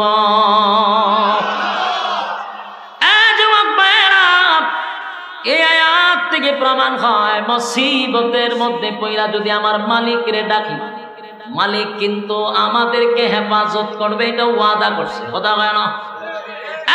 মালিক যদি ওয়াদা করে থাকে রে, প্রশ্ন হলো মুসিবতে পড়লে বাবারে কেন ডাকবো? কথা কইল না দি?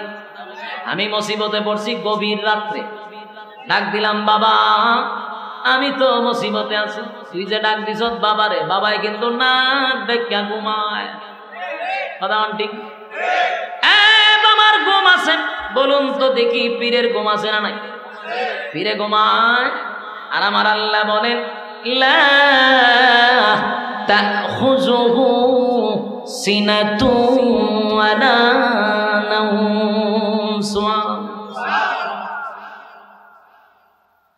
আল্লাহ বলে আমার ঘুম নাই, আমার তন্দ্রাও নাই, ঘুম নাই, তন্দ্রাও নাই। 24টা ঘন্টা একটা সেকেন্ড আমি আল্লাহ ঘুমাই না বান্দারে, 24টা ঘন্টার একটা সেকেন্ড আমি মালিক ঘুমাই না। মুসিবতে পড়লে আমারে ডাকবি, আমি আল্লাহ তোর, আমার আল্লাহ, আমি আল্লাহর শরণাপন্ন হইবি। কঠিন থেকে কঠিন মুসিবত থেকে ইউনূসরে যেভাবে বাঁচাইছি, কিয়ামত পর্যন্ত আনে বলে সমস্ত উম্মতি মুহাম্মদীকে আল্লাহ ঘোষণা দিছে, তোরাও মুসিবতে পড়লে আমারে ডাকবি, আমি আল্লাহ তোদেরকে সুস্থ অবস্থায় উদ্ধার করব। ওয়াকাযালিকা নুজিল মুমিনিন। রব্বে কারীম স্পষ্ট ঘোষণা দিল, আমারে মুসিবতে পইরা ডাক দিবি, সাবধান আজকের থেকে নিয়ত করবেন যদি কোনো মুসিবত আসে বলবো কার কাছে? ব্যবসায় যদি বরকত না হয় কার কাছে বলবো? আমার যদি সন্তান না হয় কার কাছে বলবো? আমার যদি কোনো মুসিবতে পড়ে যায় কার কাছে বলবো? কোন বাবায়, কোন জড়ায়, কোন ল্যাংটায় আমার মুসিবত দূর করতে পারে না। কথা বলেন না?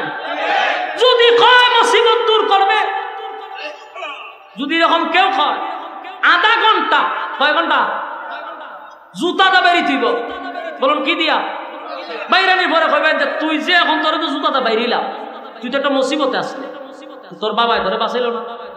কথা বলেন না দি? তোর উপরে জুতার বাড়ি, তার মানে তুই বড় মুসিবত আছে। এত বড় মুসিবত তোর উপরে গেল, তোর বাবাই বাঁচাইল না কেন? কথা বলেন না দি? এইটা হইল তার প্রথম শাস্তি। আল্লাহ ছাড়া কারো কাছে চাওয়া যাবে না। সন্তান দেওয়ার মালিককে, ব্যবসায় বরকত দেওয়ার মালিককে, আমার সব কিছু আল্লাহর জন্য। তাহলে আমার সম্পদের মালিক কি বাবা? সাবধান।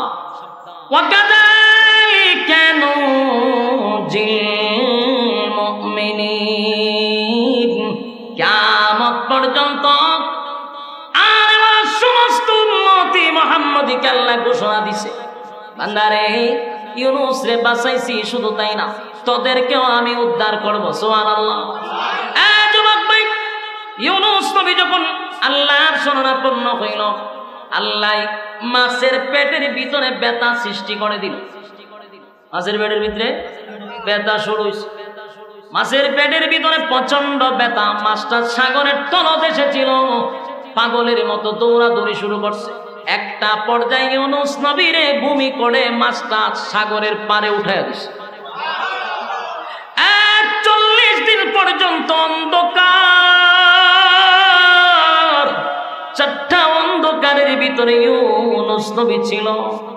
জমিনে আসার পরে ইউনূস নবী বড় দুর্বল। ইউনূস নবী উঠতে পারে না, দাঁড়াইতে পারে না, শরীরটা বড় দুর্বল হয়ে গেছে। ইউনূস নবীকে আল্লাহ এমন ভাবে হেফাজত করলেন, ইউনূস নবী যখন জমিনে উঠে গেল, আল্লাহ বলেন আমি সাথে সাথে লতা পাতার ব্যবস্থা করে দিছি। ইউনূস নবীকে লতা পাতা দিয়া ইউনূস নবীর ছায়া দিলাম, যেন রোদের আলো ইউনূস নবীর শরীরে না লাগে। ওই জায়গায় জিবরাইলকে পাঠাইয়া আল্লাহ খেজুর গাছের ব্যবস্থা করে দিল, ডালিম গাছের ব্যবস্থা করে দিল, আঙ্গুর গাছের ব্যবস্থা করে দিল। ইউনূস নবী কিছুদিন এখানে থাকলেন, আঙ্গুর খাইলেন, খেজুর খাইলেন, মিষ্টি পানির ব্যবস্থা করে দিল। ইউনূস নবী কুদরতি ভাবে আল্লাহ তার চিকিৎসা নিল। ইউনূস নবী পুরাপুরি সুস্থ হলো। এবার ইউনূস নবী বসার থেকে ওইটা দাঁড়াইছে, এখন দিয়ে হাঁটতেও পারে, শরীরে একটা শক্তি আছে।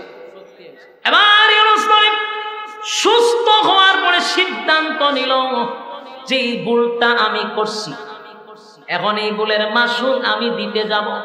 আমি আবার নিনুয়া নামক শহরে যাব গো, যাদেরকে রেখে আমি আল্লাহর ওয়ার্ডার ছাড়া রওনা দিছিলাম। আল্লাহ আমারে পাকড়াও করছে, আবার আমার মালিক আমারে সুস্থ অবস্থায় ফিরাইও দিছে। আমি আমার আগের ভুলটা শুধরাইতে যাব। ইউনূস নবী সুস্থ হইয়া নিনুয়া নামক শহরের উদ্দেশ্যে রওনা দিল।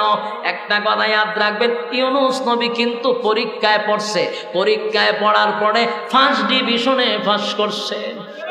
কথা হয় না?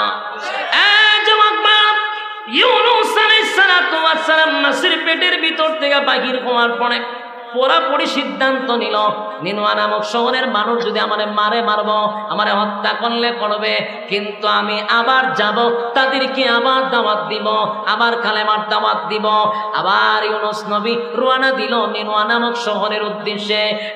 রাস্তায় যখন উঠে গেল, যেই মাত্র রাস্তায় উঠে গেল, এবার চলতেছে সামনের দিকে, একটা মানুষ হঠাৎ করে আড়াল থেকে ডাক দিয়া বলে, ওগো আল্লাহর পয়গম্বর ইউনূস, একটু দাঁড়ান, আপনার সঙ্গে কথা আছে। সুবহানাল্লাহ। বাড়ি গিয়া হয়ে 40 বছর দাওয়াত দিল, কেউ কোনোদিন পয়গম্বর বইলা ডাক দিছে, কেউ কোনোদিন আল্লাহর পয়গম্বর বলে ডাক দেয় না। ইউনূস নবী আশ্চর্য হয়ে গেল, কে রে, আমি যে আল্লাহর পয়গম্বর এটা জানলো কেমন? পিছনের দিকে তাকায়া দেখেন একটা মাছ বিক্রি করে এমন একটা লোক দৌড়ে আসে, বলেন আপনি কি আল্লাহর পয়গম্বর ইউনূস? ইউনূস নবী কয়, আমার আপনি চিনলেন কেন? আপনার চেহারা দেখে চিনছি, এবং আমি এটা জানতে পারছি আপনি আল্লাহর পয়গম্বর, আমি আপনারা দেখে বুঝতে পারছি। ওগো নবীজি, আপনি দাঁড়ান, আপনার জন্য সুসংবাদ আছে। মাছওয়ালা দৌড়াইয়া ঘর থেকে তার ছোট বাচ্চাটারে আইনা দাঁড় করাইছে, এটারে মাছে নিয়ে গেছিল। এই বাচ্চারে ইউনূস নবীর সামনে দাঁড় করাইছে। ওইটাকে আপনার সন্তান? ইউনূস নবী কয়, এটা তো আমার ছোট ছেলে। তুমি পাইলা কই? এটা না মাছে খাইলো, তুমি পাইলা কেন?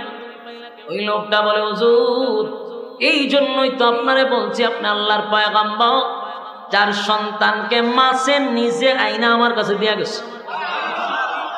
মাছের জবান দিয়ে আল্লাহ কথা বলাইয়া দিল। মাছ বলতে লাগলো সাবধান, এটা আল্লাহর পয়গম্বরের সন্তান, কোন আমানতের খেয়ানত করবি না। ইউনুস আসবে, আবার ইউনুস পয়গম্বরের কাছে তার সন্তান ফিরাইয়া দিবি। জোরে জোরে কোন সুবহান। ইউনুস নবী আল্লাহর শুকরিয়া আদায় করতেছিল, আর শুকরিয়া আদায় করতে গিয়ে সিজদায় পড়িয়া কান্না শুরু করছে। ছোট সন্তান তারে পাইছে। আমি আপনাদের কাছে প্রশ্ন করি, আপনার কলিজার টুকরার সন্তান যদি বাঘে অথবা মাছে খেয়ে ফেলে, আপনি তো নিশ্চিত যে মারা গেছে। আবার যদি 50 দিন 2 মাস পরে যদি ছেলে ফিরত পান, কেমন খুশি? কথা কই না দি? সন্তান পাইয়া আল্লাহর কুদরতি পায়সা যায় দিয়া কান্দে আর বলে, মালিক এত খুশি, আমার সন্তানকে আমি ফেরত পাইছি। এবার সন্তানটারে খুশির ছুটে কাঁদে নিয়া, খাদো লই না বাচ্চারা, কাঁদে নিয়া তারপরে যাইতেছে আনন্দে। বাচ্চা পাইছে, বাচ্চা খান দুইটা। কিছুক্ষণ যাওয়ার পরে পাহাড় থেকে একটা আওয়াজ আসলো। এক কাটুরিয়া বলে, হুজুর আপনি কি আল্লাহর পয়গম্বর? আপনি কি আল্লাহর পয়গম্বর ইউনুস? ইউনুস নবী আশ্চর্য হইয়া কয়, 40টা বছর দাওয়াত দিলাম, একটা মানুষ আমারে কোনোদিন নবী বলে ডাক দিল না, আমারে নবী হিসাবে বিশ্বাস করল না। আজকে কে গো পিছন থেকে আমারে নবী বইলা ডাক দাও? কাটুরিয়া বলে, আমি আপনারে চিনতে পারছি, কারণ আপনার কাঁধে যে বাচ্চাটারে দেখছি, বাচ্চাটারে দেখে চিনতে পারছি, কারণ এটার একটা পুরা হুবহু কপি আমার কাছে আছে। ডুপ্লিকেট আরেকটা আছে। তখন কাটুরিয়া আপনার দাঁড়ানো নাইতেছে, ওই কাটুরিয়া গিয়া বড় ছেলেটা রান্না দিচ্ছে। সুবহানাল্লাহ। বড় ছেলেটারে কি খাইছিল? ইউনুস আলাইহিস সালাম বলেন, কাটুরিয়া এই ছেলের এত বাগে নিয়ে গেছিল, কেমনে পাইলাম? বলে, বাঘ আইনা আমার কাছে দিয়ে গেছে। বাঘ আমার কাছে আইনা দিয়া গেছে। এই যুবক ভাই, আবার গিচ্চা কাহিনী মনে করেন না, সাবধান। কিছু কিছু বক্তা আছে ফিরের বাঘের গিচ্চা কয়, এই গিচ্চা না, সাবধান। এটা আল্লাহর কুদরত ছিল, এটা কোনো ফিরের কেরামতি না। হ্যাঁ, কথা বলেন না, এটা ফিরের কেরামতি নেই, নবীদের মুজিজা। নবীদের কি মুজিজা? এটা অস্বীকার বলে ইমান দেব? হ্যাঁ, ফিরের কেরামতি গিয়ে অতিরঞ্জিত হয়, বাঘ টাক কইয়া অনেক কিছু কয়, অথচ ফির বলে নাই তারা। যদি এই গল্প কর মানছে এক গল্প হইয়া বেড়া, এটা বাঘের ইচ্ছা না, সাবধান, এটা নবীদের মুজিজা। কথা বুঝতেছেন? কাটুরিয়া কয়, হুজুর বাঘ আইনা আপনার ছেলেরা আমার কাছে দিয়ে গেছে। এটা বাঘ আছে না জিবরাইল আছে, আপনি কেন বুঝবেন? কথা কয় না, জিবরাইল তো হবে। এদের নবীদের সাথে যা হয়েছে এটা সত্য, কারণ কি মুজিজা নবীদের। হ্যাঁ, আল্লাহ তো ওনার পরীক্ষা ফলাইছে, এমন পরীক্ষায় ফলাইছে নবীদেরকে, অনেক পরীক্ষায় ফলায় আল্লাহ, পরীক্ষা করে এবং ফার্স্ট ডিভিশনে তারা পাস করে, রেজাল্ট খুব ভালো। কাটুরিয়া বলে, আপনার কাঁধে সন্তানটারে দেখে বুঝতে পারছি এটা আপনার সন্তান, আর আপনার সন্তান হলে আপনি পয়গম্বর। কারণ যেই বাঘ আপনার সন্তানকে আমার কাছে দিয়া বলে, পয়গম্বরের সন্তান বিয়াদবি করবি না। সুবহানাল্লাহ। ইউনুস নবী সিজদায় পড়িয়া কান্না শুরু করছে, মালিক আপনার দরবারে শুকরিয়া জানাই, 2টা ছেলেরই ফিরত দিয়েছে। খুশি না বেজা? আনন্দ কাটে। ইউনুস আলাইহিস সালাম 2টা সন্তানকে লইয়া বুক বড়া আশা লইয়া আমার কাছে নিনওয়া নামক শহরের দ্বার প্রান্তে যাইতে কিছু বকাটে লোক নবীর আটকেছে। আটকায়, ওজোর আপনি দাঁড়া, সুসংবাদ আছে। বলে, কি সংবাদ? আপনার বিবিরে লইয়া যান। সুবহানাল্লাহ। সব হারাইয়া ইউনুস নবী মাছের পেটের ভিতরে গেছিল। আল্লাহ মাছের পেটের ভিতর থেকে বাগির কইরা সব ফিরাইয়া দিল।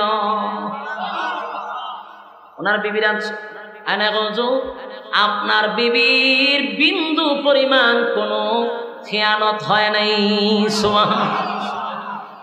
আপনার বিবি, আমাদের লিডার, ওই যে লুচ্চা কোম্পানির সদস্য যিনি ছিল, এই লোক যখন ইউনুস নবীর বিবির উঠায় আনিছে, নেওয়ার পরে ইউনুস নবীর বিবিরে ধরতে যায়, ধরতে গেলে হাত প্যারালাইসিস হয়ে যায়। সুবহানাল্লাহ, বাড়ি গিয়া ধরতে গেলে কি হয়? হাত প্যারালাইসিস হয়ে যায়। তখন থেকে শিক্ষা শুরু করে। আবার ইউনুস নবীর বিবিরে কয়, আমি আর এই জীবনে এই কাম করতাম না, তোবা আমার আটটা ভালোই তো, তুমি তোমার রবের কাছে বলো। ইউনুস নবীর বিবি যখন দোয়া করে হেরাত আবার ভালোই দাঁড়া। কিন্তু একটা কথা ইয়াদ রাখবেন, কুকুরের লেজ কোনোদিন সোজা হয় কথা হয় না, লুচ্চা জেনিটি কোনোদিন ভালো হয়নি। হ্যাঁ কথা হয় না, আগে লুচ্চামি করছে, বিয়া করেছে মা বাপের দিয়া, বিয়া করার ফলে হ্যাঁ বেড়া দিয়া ওই ফাঁকে দিয়া ওবাই দিয়া বাজে সাহায্য চোখও সমস্যা। বাস্তব না বাস্তব? কিসের সমস্যা? চোখও সমস্যা, চরিত্রের সমস্যা। কিন্তু এর যে হাত ভালো হয়েছে দোয়া করার পরে, হ্যাঁ ভালো হওয়ার পরে আবার ধরতে চায়, ভালো হইতে পারে কিনা ভাবতে চায়, আবার ধরতে চায়। ইউনুস নবীর বিবিকে যখন আবার ধরতে যায়, অটোমেটিক তার হাত আবার প্যারালাইসিস হয়ে যায়, আবার চিৎকার শুরু করে, চিৎকার শুরু করে আর দরকার শেষ, এই শেষ, তওবা করছি, এই ভুল আর করতাম না। ইউনুস নবীর বিবি আবার দোয়া করে, হে রাত আবার ভালো।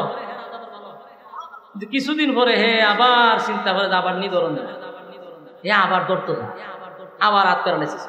এখন হয় আর করতাম না। ইউনুস নবী হয়, তোর চরিত্র খারাপ, কিছুদিন তুই প্যারালাইসিস অবস্থা থাক, তাহলে বিপদ আছে, কিভাবে থাক, তোর হাতে সুযোগ হইতো না।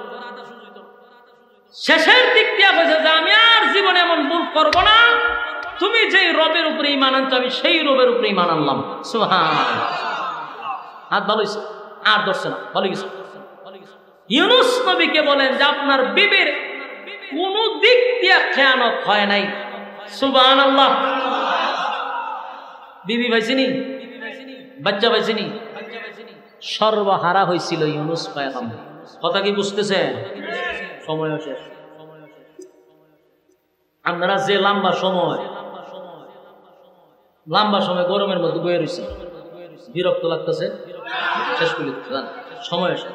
ইউনুস নবী আবার নিজের স্ত্রী পাইল, দুইটা সন্তান পাইছে, হারানো সন্তান, পীড়া পাইছে, সব পীড়া পাইছে।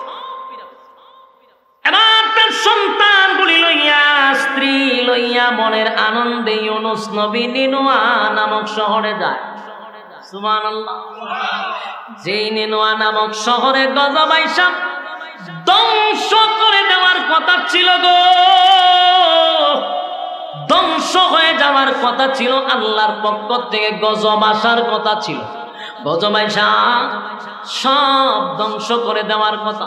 ইউনুস নবী তো এখনো জানে না নিনুয়া নামক শহরের মানুষের ব্যাপারে। কথা কোন ঠিক? ইউনুস আলাইহিস সালাম বিবি সন্তান লইয়া নিনুয়া নামক শহরে ঢুকছে, ঢুইকা গিয়া দেখে সব পরিবর্তন। মানুষ যখন ইউনুস নবীকে একটু দেখতে পাইল, পাগল পাগল হইয়া নিনুয়া নামক শহরের মানুষ ইউনুস নবীরে জড়াইয়া ধইরা কান্না শুরু করছে, আর বলে নবী গো, গোটা নিনুয়া নামক শহর ঘুরে ঘুরে ঘুরে ঘুরে ঘুরে ঘুরে ঘুরে ঘুরে আপনাকে তালাশ করলাম। আল্লাহর পয়গম্বর, কত না জায়গায় আপনারে তালাশ করলাম, 50টা দিন আপনারে তালাশ করলাম, কোথাও পাইলাম না। ইউনুস নবী আশ্চর্য হয়ে গেল, যেই জাতি আমারে কোনোদিন ইউনুস সুন্দর করে ডাক দেয় নাই, ধমক দিয়া কথা বলতো, আমারে অত্যাচার করত, গালি দিত, আজকে আমারে আল্লাহর পয়গম্বর বলে ডাক দেয়। ইউনুস নবী আশ্চর্য হয়ে গেল। এবার তাদের মধ্যে মাতব্বর ডাক দিয়া বলি, ইউনুস চিন্তার কোনো কারণ নাই গো, আল্লাহর পয়গম্বর যেই নিনুয়া নামক শহরের 4 লক্ষ মানুষকে বেঈমান অবস্থায় আপনি রেখে গেছিলেন, আমরা 4 লক্ষ মানুষ আপনার মালিকের উপরে ঈমান এনে কালেমা পড়ে মুসলমান হয়ে গেছি।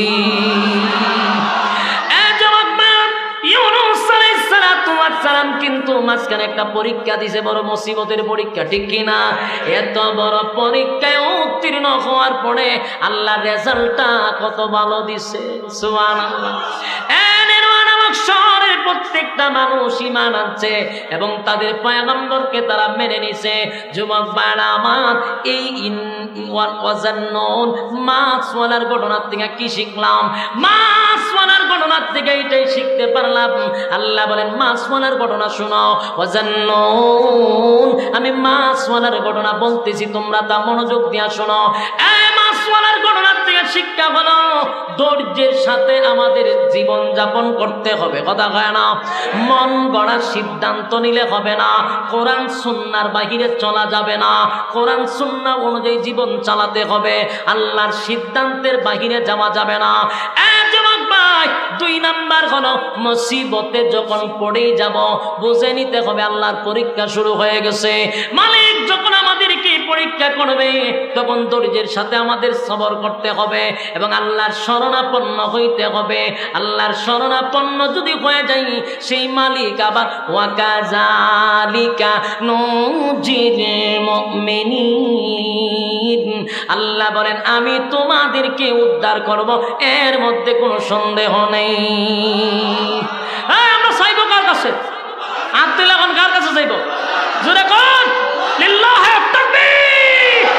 আল্লাহ সবাইকে মানার আমল করার, বলনেওয়ালা শুননেওয়ালা উভয়কে সহি আমল করার তৌফিক দান করুক, সকলে বলে আমিন। আল্লাহুম্মা সাল্লি আলা মুহাম্মাদিন ওয়া আলা আলি মুহাম্মাদ কামা সাল্লাইতা আলা ইব্রাহিম ওয়া আলা আলি ইব্রাহিম ইন্নাকা হামিদুম মাজিদ। সবাই দোয়া শরীক হই, আমরা বৃষ্টির জন্য দোয়া করব ইনশাআল্লাহ। আল্লাহুম্মা আমিন। ربنا ظلمنا أنفسنا وإن لم تغفر لنا وترحمنا لنكونن من الخاسرين إن صلاتي ونسكي ومحياي ومماتي لله رب العالمين। رب العالمين আপনার কুদরতি নজর দিয়ে একটু তাকান।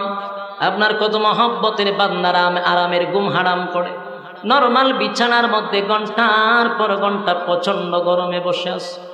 কত সাদা সাদা দাড়িওয়ালা মুরব্বীরা হাত বাড়াইছে, কত হাজি সাহেবরা হাত বাড়াইছে, কত নৌজুয়ান ভাইয়েরা হাত বাড়াইছে।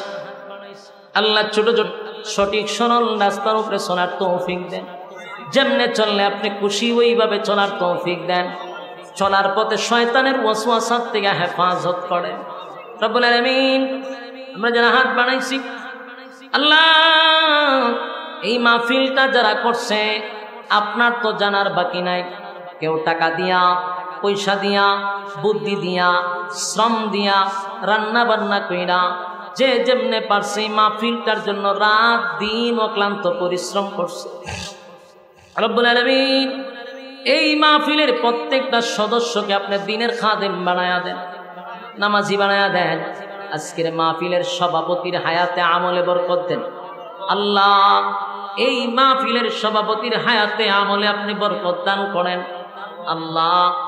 এই মাদ্রাসার সভাপতির হায়াতে আমলে বরকত দান করেন রব্বুল আলামিন। আমরা যারা হাত বাড়াইছি বড় আশা লইয়া প্রচন্ড গরমের মধ্যে দুইটা হাত অনেকেই বাড়ায়া দিছে। আমাদের মধ্যে অনেকের মা নাই, বাবা নাই, দাদা নাই, দাদি নাই, নানা নাই, নানি নাই, শ্বশুর নাই, শাশুড়ি নাই, আত্মীয় স্বজন কবরে আছে। জানি না গো আল্লাহ কোন অবস্থায় কোন হালতে আছে। মেহেরবানি করে আজকের সবের হাদিয়া আব্বা আম্মার কবরে পৌঁছায়। আমাদের গুনার কারণে আব্বা আম্মার কবরে আযাব দিয়েন না, আমাদের গুনার কারণে আপনি আমাদের প্রতি রাগ কইরেন না আল্লাহ। আমাদের গুনার কারণে আমাদের প্রতি বিরক্ত হইয়েন না। আব্বা আম্মার গুনাহ মাফ করে দেন আল্লাহ। আমাদের আব্বা আম্মা যারা জীবিত আছে হায়াতে আমলে বরকত দান করেন, মা বাবার খেদমত করার তৌফিক দেন রব্বুল আলামিন। আপনার দরবারে দরখাস্ত আল্লাহ আমাদের গুনার কারণে আপনি কি রাগ করে বৃষ্টি বন্ধ করে দিছেন আল্লাহ। ওয়ানা বৃষ্টির কারণে মানুষ পাগল পাগল হয়ে গেছে আল্লাহ। আমরা জানি আমাদের গুনার কারণে, অপরাধের কারণে বৃষ্টি বন্ধ করছে। আপনার রহমতের বৃষ্টি দিয়ে আমাদের কলিজা ঠান্ডা করে দেন আল্লাহ। পশু পাখিরাও কষ্ট পায় আমাদের গুনার কারণে আল্লাহ। আজকে আমাদের গুনার কারণে আপনি রাগ কইরা বৃষ্টি বন্ধ কইরা দিছেন, পশু পাখিরাও কষ্ট পায়। প্রচন্ড গরমে আল্লাহ মানুষ হাহাকার করতেছিল, মানুষের জমি জামা নিয়ে মানুষ ব্যস্ত আল্লাহ। আপনার রহমতের বৃষ্টি দিয়ে আমাদের কলিজা ঠান্ডা করে দেন আল্লাহ। আপনার রহমতের বৃষ্টি দিয়ে কলিজা ঠান্ডা করে দেন। এই প্রচন্ড গরম থেকে আমাদেরকে হেফাজত করেন। কত মানুষ হসপিটালে ভর্তি আছে প্রচন্ড গরমে আল্লাহ, অসুস্থ হয়ে পড়ছে। আপনার রহমতের দৃষ্টি দিয়া আমাদের দিকে তাকায়া দেখেন। আল্লাহ ভিক্ষুকের মতো হাত বাড়াইছে, আপনার রহমতের বৃষ্টি দিয়ে আমাদেরকে কলিজা ঠান্ডা করে দেন। আল্লাহ গুনার কারণে আমাদের প্রতি রাগ কইরেন না, গুনার কারণে আমাদের প্রতি অভিমান কইরেন না, গুনার কারণে বড় বড় বেমার দিয়েন না, গুনার কারণে ক্যান্সার দিয়েন না, গুনার কারণে প্যারালাইসিস দিয়েন না, গুনার কারণে চোখের পাওয়ার কমায়া দিয়েন না, গুনার কারণে ইজ্জত কমায়া দিয়েন না। আল্লাহ আপনার দরবারে মাফ চাই, পানা চাই, মেহেরবানি করে মাফ করে দেন। আজকের এই মাহফিলে আমার সঙ্গে যারা হাত বাড়াইছে প্রচন্ড গরমে, যে যেই আশা নিয়ে এখানে আসছে, আল্লাহ প্রত্যেকের দিলের নেক বাসনা পোড়া করে দেন। আল্লাহ প্রত্যেকের দিলের নেক বাসনা পোড়া করে দেন। আল্লাহ মা বোন সহ প্রত্যেকের দিলের নেক বাসনা পোড়া করে দেন। আল্লাহ এই মাহফিলটা কিয়ামত পর্যন্ত কবুল করেন। এই মাহফিলটা এলাকাবাসীর জন্য নাজাতের উসিলা করে দেন। এই মুর্দা গানের কবরে সব পৌঁছায়া দেন, জিন্দা মুর্দা মাফ করে দেন। রব্বুল আলামিন যা বললাম, যা শুনলাম, নবীজির জুতার দুলার বরকতে দুয়ারে কবুল করে নেন। নবীজির জুতার দুলার বরকতে দুয়ারে কবুল করে নেন। সুবহান রাব্বিকা রাব্বিল ইজ্জাতি আম্মা ইয়াসিফুন ওয়া সালামুন আলাল মুরসালিন।